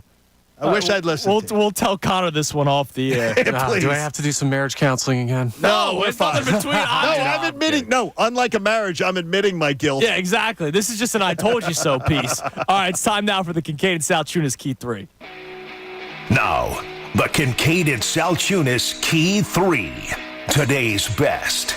Tomorrow will be day 1 of mandatory minicamp for the Philadelphia Eagles. And the reason why I say monumental, and I say kind of tongue-in-cheek, but let's face it, it's a pretty big deal considering what happened last season. It's the first time ever Nick Sirianni is hosting a mandatory minicamp. They had voluntary OTAs the last 2 weeks. Mandatory minicamp begins tomorrow. We'll find out who shows up, who doesn't. But the question today is why all of a sudden this year Nick Sirianni is doing mandatory minicamp? And you asked the question, you texted to us yesterday, whether or not you think this might be a response to what happened last year. Kellen Moore has participated in mandatory minicamps the majority of his career, and that Vic Fangio has also had mandatory minicamps the majority of his career. Oh, is that right? So is Nick Sirianni actually running the show? Well, we also got to react to another Phillies series victory. I know yesterday sucked. They lose in extras to the Cardinals, but they take the first 2 games. So 2 more wins for the Phils. They're 41-19. Fastest team to 40 wins again this season.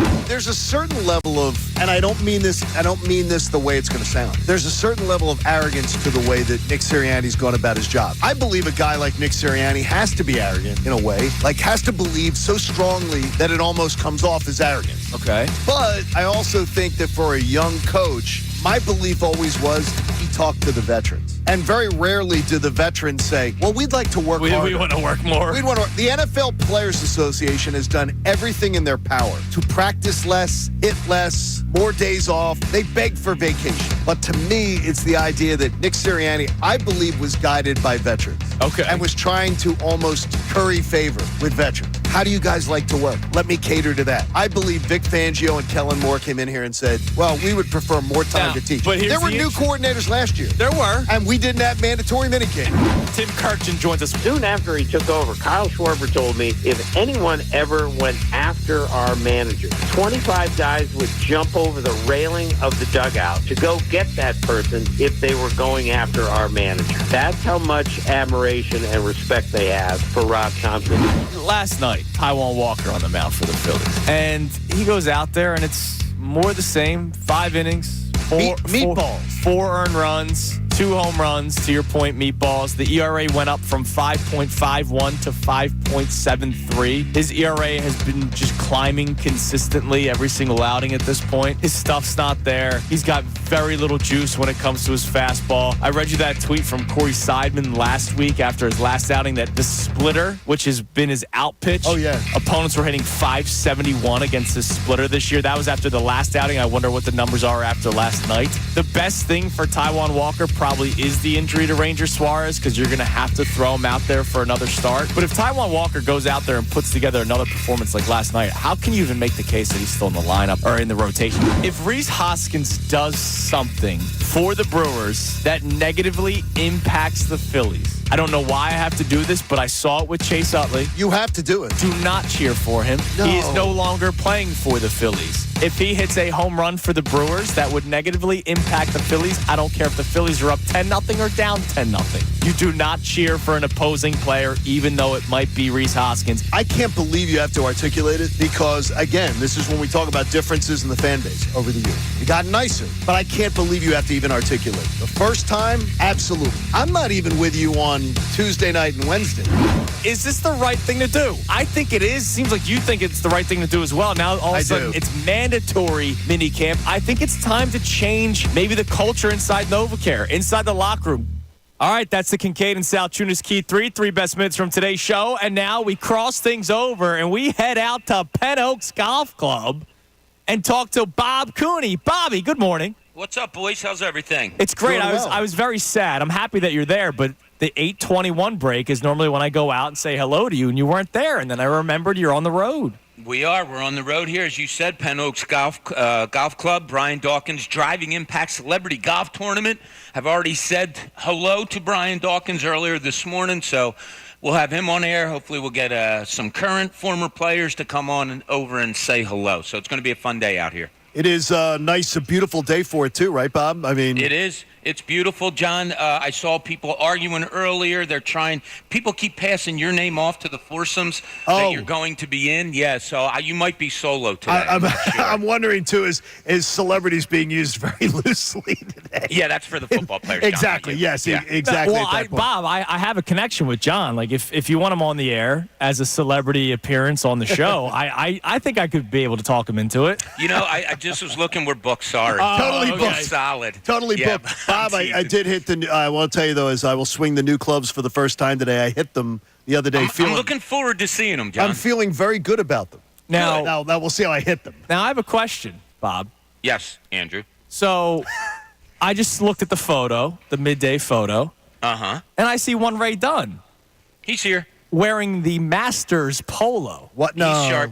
He's always Natalie dressed. He looks sharp. Yeah, but can you wear the Masters polo at Penn Oaks? Like, it's not the same golf course. I thought of that. That's pretty No, good. you do not. No, you don't. But but Ray dresses well. He does. So Ray gets the pass, Bob. That's the way I look at it. Well, Amy's in violation too. Then I got to say, because I think she's wearing Avalon Golf Club. Oh, hi, Amy. Cricket There's club Amy, going too. on.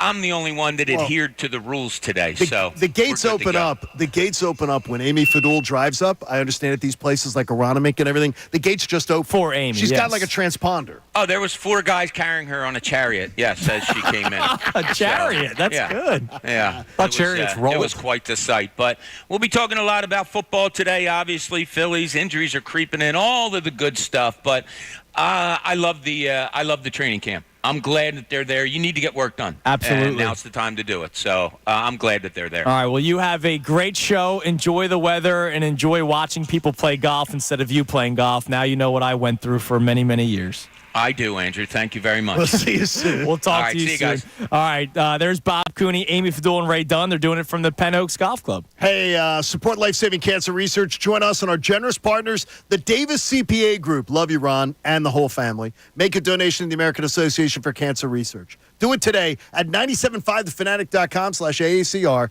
because cancer research saves lives. John hit him straight today. I will. I'm going to see how well I do. I was doing well at the driving range with them. I'm glad that you made the celebrity status. I did not. Thanks, I'm gonna go run in the heat instead of golf. There's not heat today, so you're going to be fine. Okay, I'll take that. All right, Rhys Hoskins makes his return tonight. We'll see what the ovation is. At the beginning, it should be loud. If he does anything, pipe down. We'll talk to you tomorrow. Kincade Salciunas, 97.5 The Fanatic.